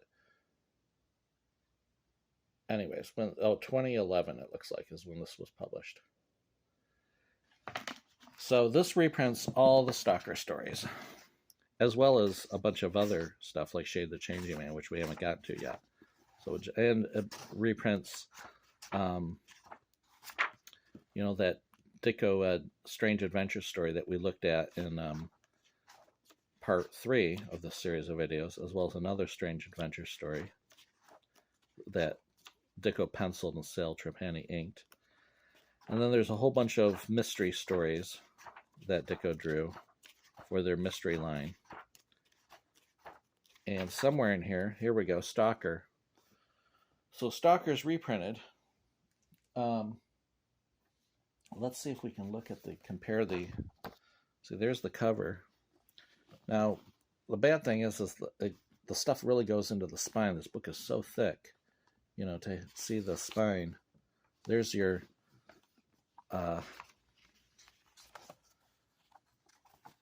you know, at least with the comic, you can see the whole thing, although Ditko does have a little space there, taking into account the spine. And how is the coloring? Is the coloring accurate to it? Well, the coloring is really dark.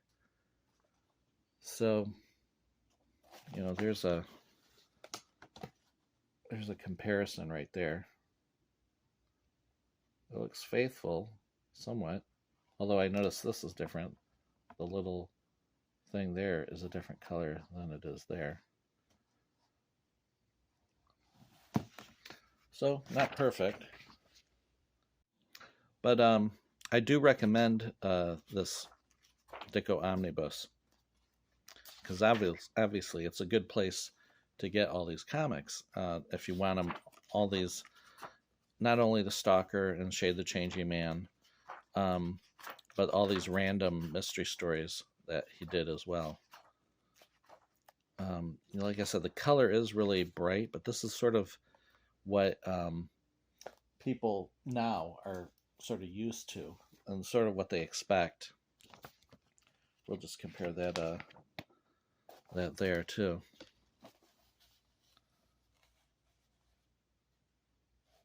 You know, it's the original looks a little more faded when you compare them. But it is interesting. You look at how dark that the character's face is on that one versus, you know, the bottom panel, bottom right panel there. But anyways, it can't hurt to have both, like I do. They also reprinted this story from Plop, which Wally inked, which was a humor story. So Ditko and Wally and humor.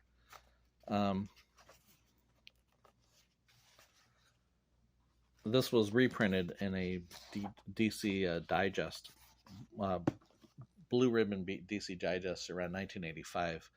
Put out 2 digests of Plop, reprinting Plop stories, which I bought at the time and really liked, and that they had reprinted that story in there. But of course, this is much superior, you know, the printing in this one. And then you have a whole bunch of the, you know, just as Charlton was no longer publishing their Ghost comics, Ditko went over to DC, and DC at that time had a line of mystery titles, is what they called them, House of Mystery and so forth. So Ditko started doing comics for them. I have a bunch of those too. You know, it was individual issues. I don't think I'm going to show all those because it would just involve, or I might, you never know. And maybe in a future video I'll show those. But anyways, so the Ditko DC Omnibus, very thick book, has a cool inside there too, underneath the dust jacket. Cool book to get. I recommend it. It's probably very expensive. This is $60, $59.99. There is a volume 2 that has the Hawk and Dove stories, and not sure what else, but because I don't have volume 2. Anyways, so also we're going to take a look here at first issue special number 7, and this featured the return of the Creeper, as by Steve Ditko. You know, because the Creeper, after he left the Creeper in 1969, and the Creeper, Beware the Creeper comic got canceled,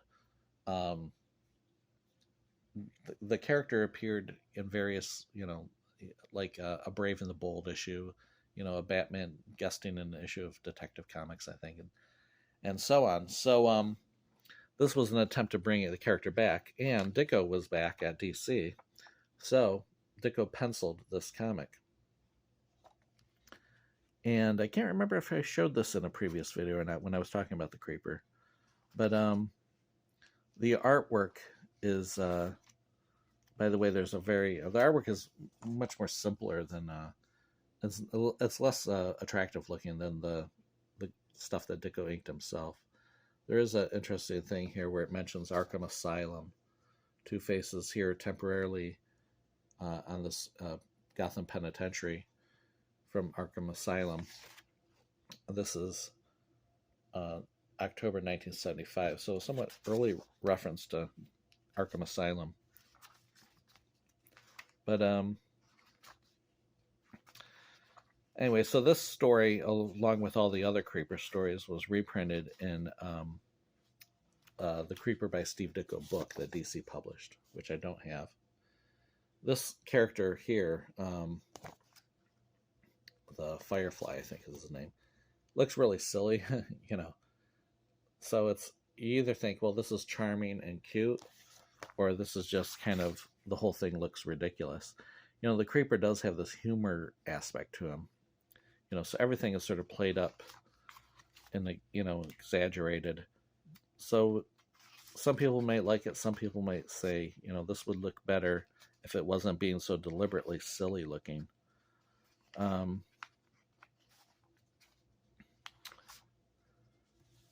But it ends, this was inked by Mike Royer, it says,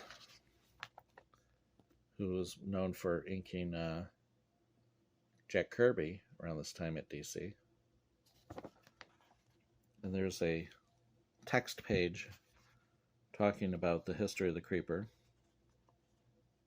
the various appearances that he's had after the his series was canceled. And it says, one of the factors that influenced us was the return of Steve Ditko to the DC scene.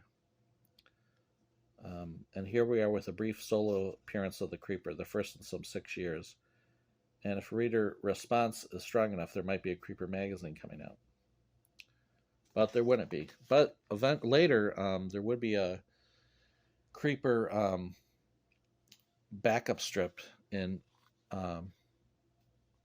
various places. There in Adventure Comics. Then there was also World's Finest Comics in around 1979.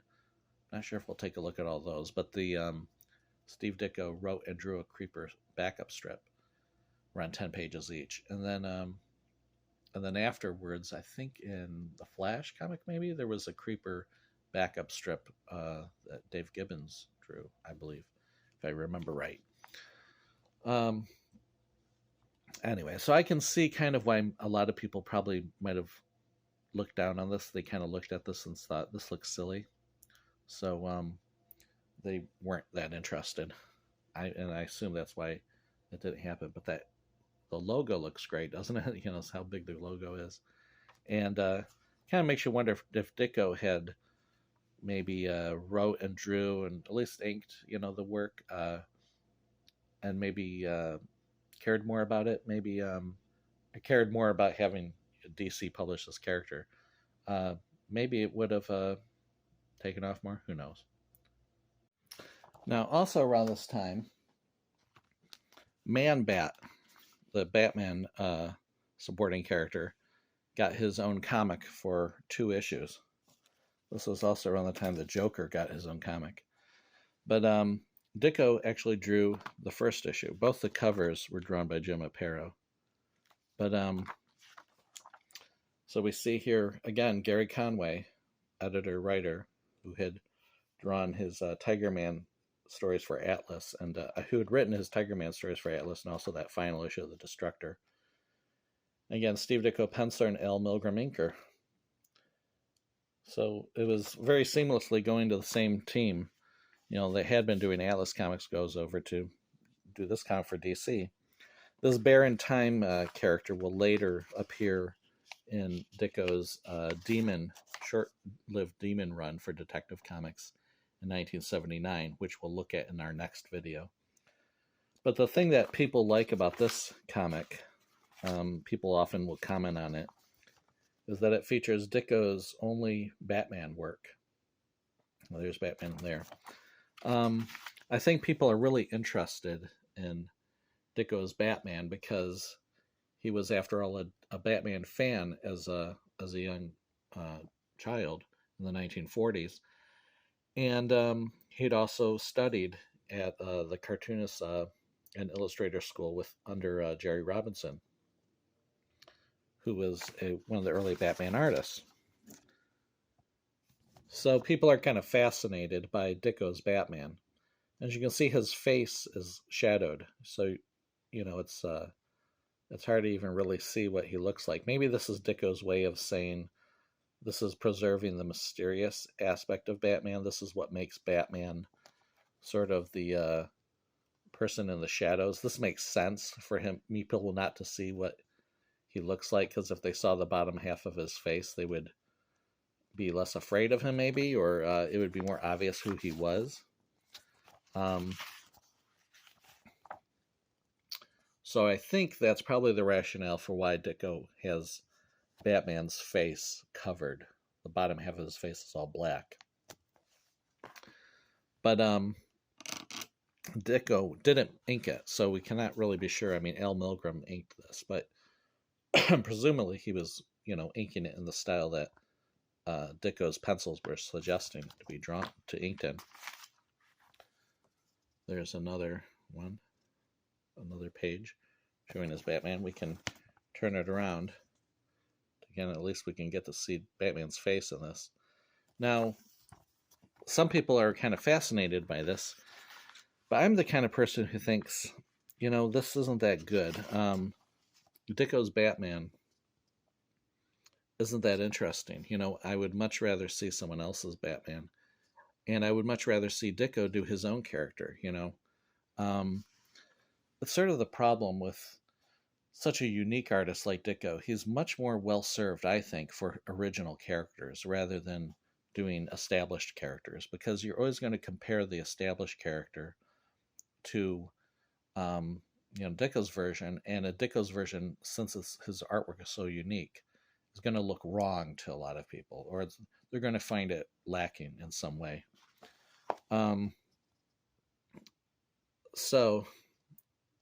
But it is interesting to see his Batman, isn't it? There's the end of the story. There's the text page. I presume this story is reprinted in the Dicko Omnibus Volume 2, I think, maybe? I don't know. The second issue wasn't drawn by Ditko, and wasn't even written by Gary Conway. So it's he's the editor, though. It was a totally different creative team. So, all right. Back in 2009, I published this issue of Dikkomania, number 74, and it was all about Ditko at DC. And this cover is actually a Ditko drawing of Shade the Changing Man that was published in the Comics Journal. See if it says on here where it was from. I don't see it offhand. But, the Comics Journal number 33. So that's where it originally appeared. Since the published version of Shade the Changing Man looks pretty different, I believe this was just sort of a presentation piece. This was like the first drawing of Shade the Changing Man. This is my idea for Shade the Changing Man that was presented to DC. That's my guess. Anyway, this issue has a lot of stuff about his 1970s Dicko, the 1970s Dicko DC stuff, including Stalker, which we just looked at. And there's Nick Caputo's article on that Man-Bat story, which we just looked at. And also the Legion of Superheroes, which we'll draw later, 1979, and so on.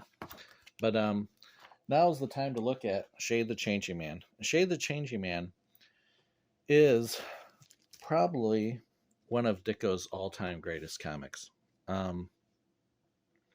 It's so uniquely Ditko that no one else could have done it, or would even have thought to have done it.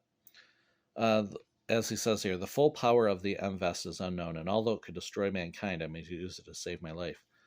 So this character,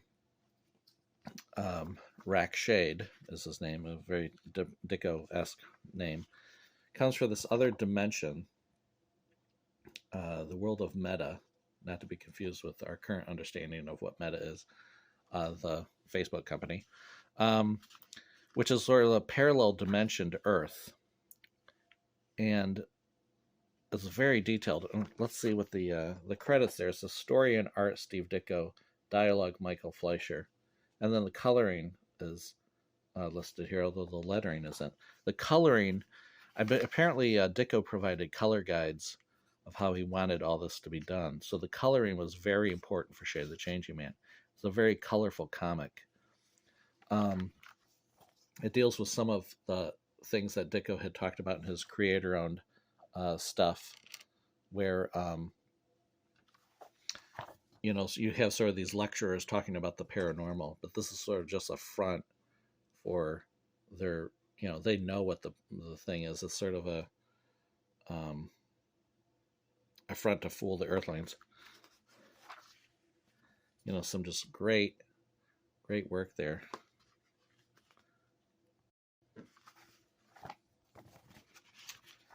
And so this, you know, a lot of people would compare it to his Doctor Strange work and how visually inventive it is.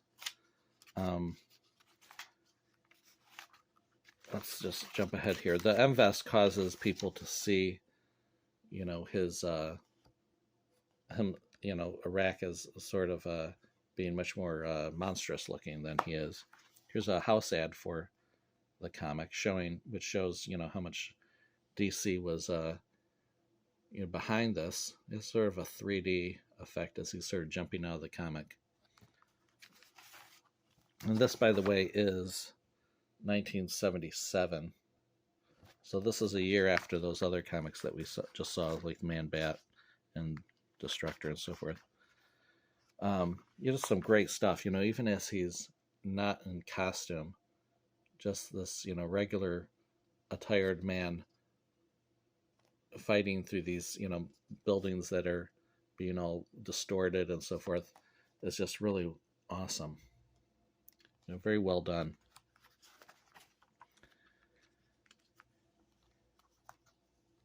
And Melu is the heroine who's sort of after Rakshade in this. She's sort of the antagonist, but in love with him too. So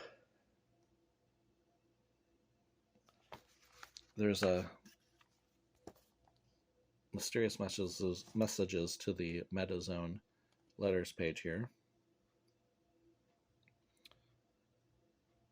It says, often asked for biographical data, Steve always steps back and claims that his work is all the biography he desires. So it just gives a little history of Ditko's career, including his work on Mr. A. You know, there's no mention of Spider-Man there, of course, or his Marvel stuff. And so it gives a background of what it's all about. There's the Jack C. Harris was the editor of the comic. But anyways, I don't want to show all these obviously because it's DC copyrighted work, you know. But concept and art by Steve Ditko, dialogue by Michael Fleischer. Let's see some of the some awesome concept designs. You know, pure Ditko. And we get another letters page in here.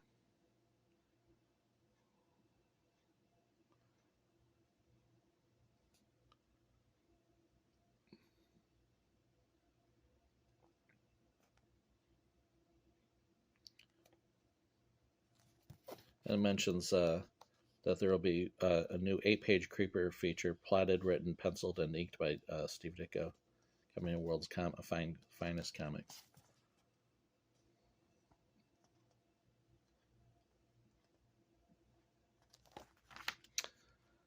And by the way, Hawk and Dove have joined, looks like the Teen Titans West there.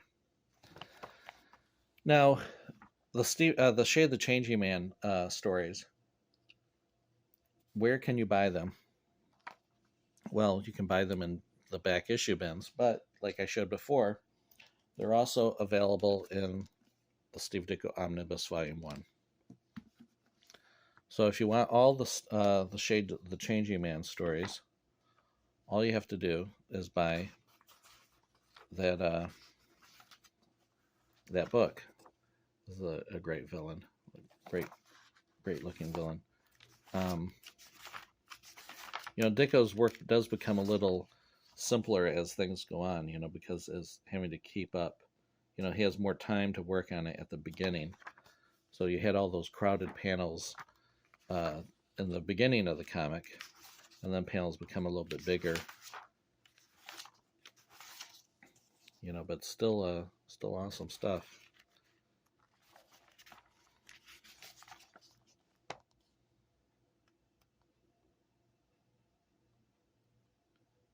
It says Steve Ditko is one of the industry's fastest artists and could handle the entire workload with ease.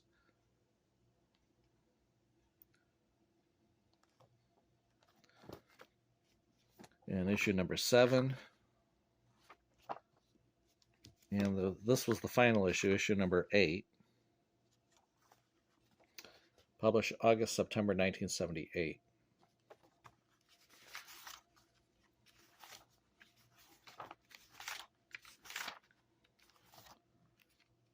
And it says, next issue, Trapped in the Zero Zone.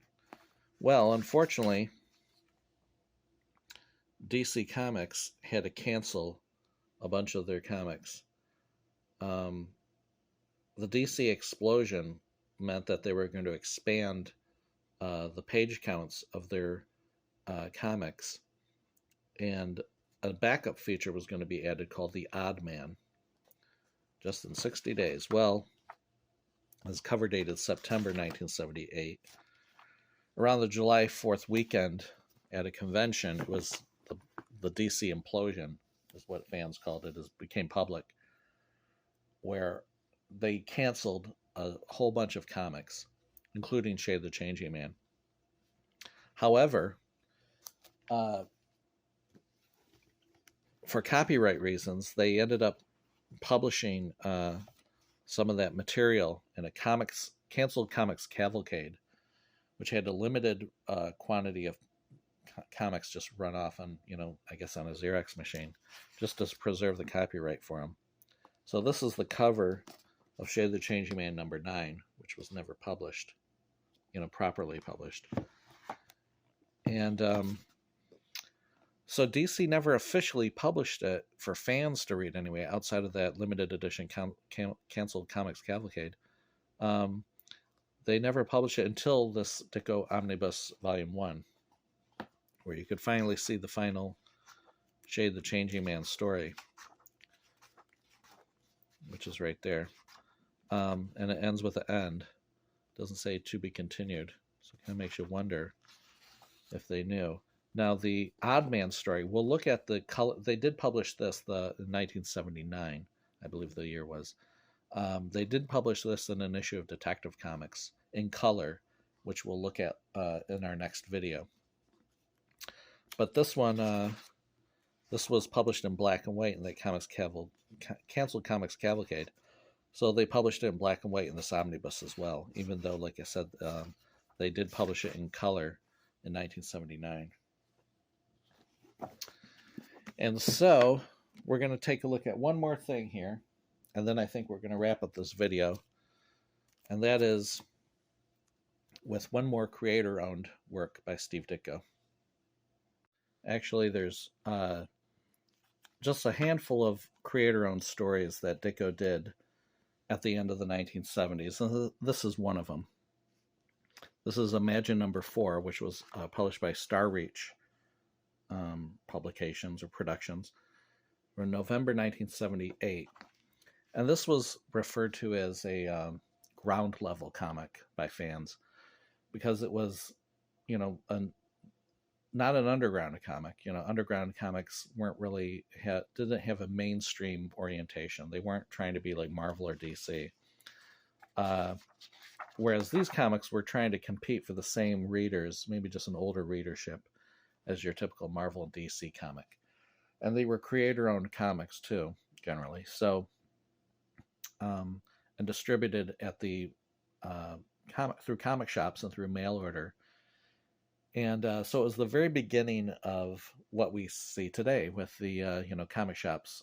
In the 1980s, the direct sale market really took off and it became sustainable. So these were sort of like experiments. A lot of them didn't last too long. As you can see, this story in here is copyright 1978, Paul Levitz and Steve Ditko.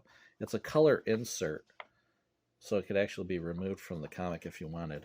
But this was actually packaged. This story was packaged by Paul Levitz, who took care of contracting the artist Steve Ditko and the letterer and the colorist, and then submitted this package to Star Reach for publication.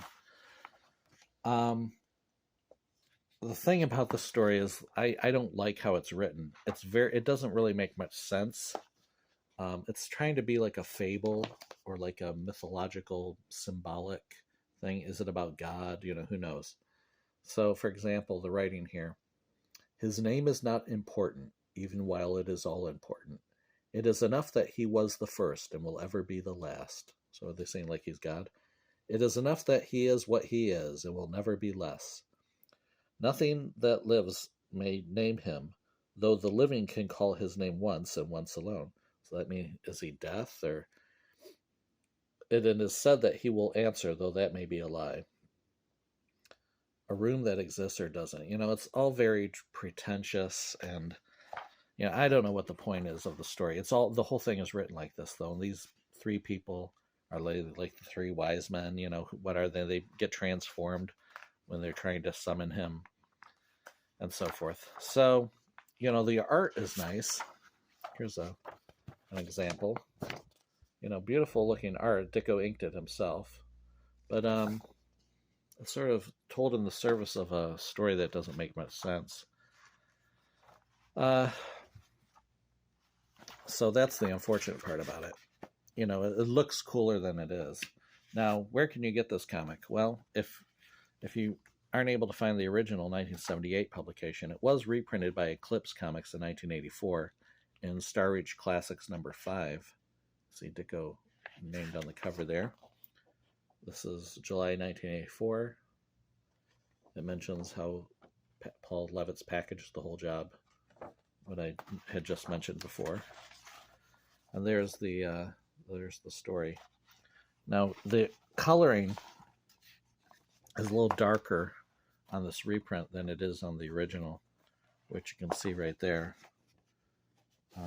Let's see if we can just get one panel in there. You can tell that the top one is the original, the bottom is the reprint.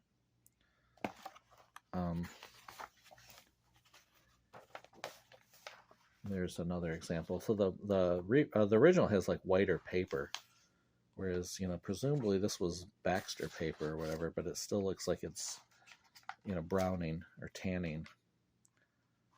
So obviously the original is the preferred form of getting this. Still looks really nice and new, whereas this, like I said, this look kind of faded.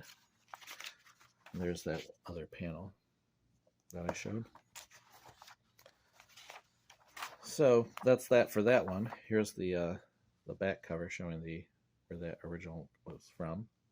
Some of the other Star Reach comics. All right, now, lastly, I believe this is Ditko's last work for the 1970s. Now, this video is just going to cover up to 1978, but since I got all these here, I might as well just show all of them, because this goes up to 1979, November 79. QUESTAR was a magazine, sort of like Starlog magazine in the 1970s, and inspired by the popularity of Star Wars. So this is issue number 1, which came out in 1977. I think it's spring 1977. It doesn't really say there, though, that I see. Oh, no, 1978. Excuse me. So this was 1978. Star Wars came out in 77. So there's the introduction from the editor, William G. Wilson, Bill Wilson. And it has some comics-related content in here. It mentions the similarity of Darkseid and Darth Vader and Doctor Doom. But the thing we're here for is the Ditko story. Kosage, or Kosage, the Cosmic Agent. And it looks like it's saying, is that copyright 77? Or no, yeah, looks like it might be. And so this is done with that four-tier panel thing arrangement that we saw Mr. A number 2 was drawn in. Now this is a little better for this big size, for something like that to be done. Now this was reprinted in one of the issues of Charlton Action in the 1980s, which we'll look at later in a later video. Reprinted at comic book size and in color, so it kind of looks terrible in the reprint. It's like hard to read, whereas this is nice and big, and you get to see the Ditko's inking, which is really nice there. And this is a somewhat long story. Later, this one is 6 pages long. You know, it's almost like twice as many pages worth of, you know, work here, though. You could have laid this out on 2 comic book pages, each page here. This is one of the best panels right here.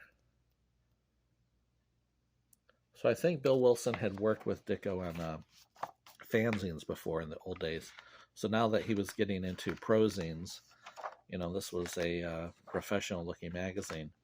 He contacted Ditko to do a comic strip for it. And I have every issue of QUESTAR, but Ditko only drew had his work in the first 5 issues. This is interesting because it has not only a letter from Howard Siegel, who we looked at. He had a letter in the Creeper in part 3 of this video series. But there's a letter from Robin Snyder here. And it says, imagine a film by Ditko. Not only is Ditko one of the industry's finest artists, he tops many of its finest writers. And it says, you'll be pleased to know that Mr. Ditko will be a regular contributor to the pages of QUESTAR. And so there's more stuff here. And here's the next Ditko story, The Destruction Agent from 1978. So this issue is summer 1978. So this is just around the time that the last issues of Shade the Changing Man are being published. And so I was trying to keep to a chronological order here. But since I have these sitting here, I might as well just go through them real quick. This is 1979 material. So this is March 1979. And the graphics, you know, there's more color. The graphics get a lot better in the magazine. And eventually, Ditko will be doing a Starman comic, which we'll look in the next video, for DC, which is also kind of perhaps influenced by the popularity of Star Wars at this time. Everybody started jumping on the science fiction bandwagon. Now this story here was reprinted. This is 1978, copyright 78 by Ditko. This was reprinted in Robin Snyder's Revolver series in the 1980s for Renegade Press. And it was reprinted in the format that I mentioned, where each page would be sort of broken up into 2 comic book pages. This one has an experiment that didn't really work. This is from August 1979, issue number 4, Star. And they have every other panel is sort of grayed out. It might be hard to tell from the camera here, but every other panel is gray. So it kind of makes the panels look smaller too. And they're small enough as it is, so that doesn't really help. So this is probably the one that ought to be reprinted in a better form, you know, than what you see there. Whereas all the other ones, this is issue number 5, November 1979. All the other ones, this might be the best way to look at them, you know, because the paper is really nice. It's nice glossy paper. It's big size. Let's see if we can find the Ditko story in here. Here it is at the end. The Rescue, 1979. And this one's only 2 pages long. And that's it. So by this point, Ditko has already returned to Marvel, which we'll look at in our next video. And this is the last, I believe this is the final creator-owned work, the self-copyrighted work that Ditko did in the 1970s, this one in 1979. And he doesn't do any more creator-owned work, I believe, until The Mocker, which is like 1982, and The Missing Man, also 1982. So I think there's a break there for, I don't think there's any creator-owned work in the year 1980 or 1981, maybe. So as he concentrates on doing mainstream work. And that's how we'll close out this video. We opened with his creator work of the 1970s, and we close with his last creator-owned work in the 1970s. But we'll start the next video with 1978 and his return to Marvel. Thanks for watching.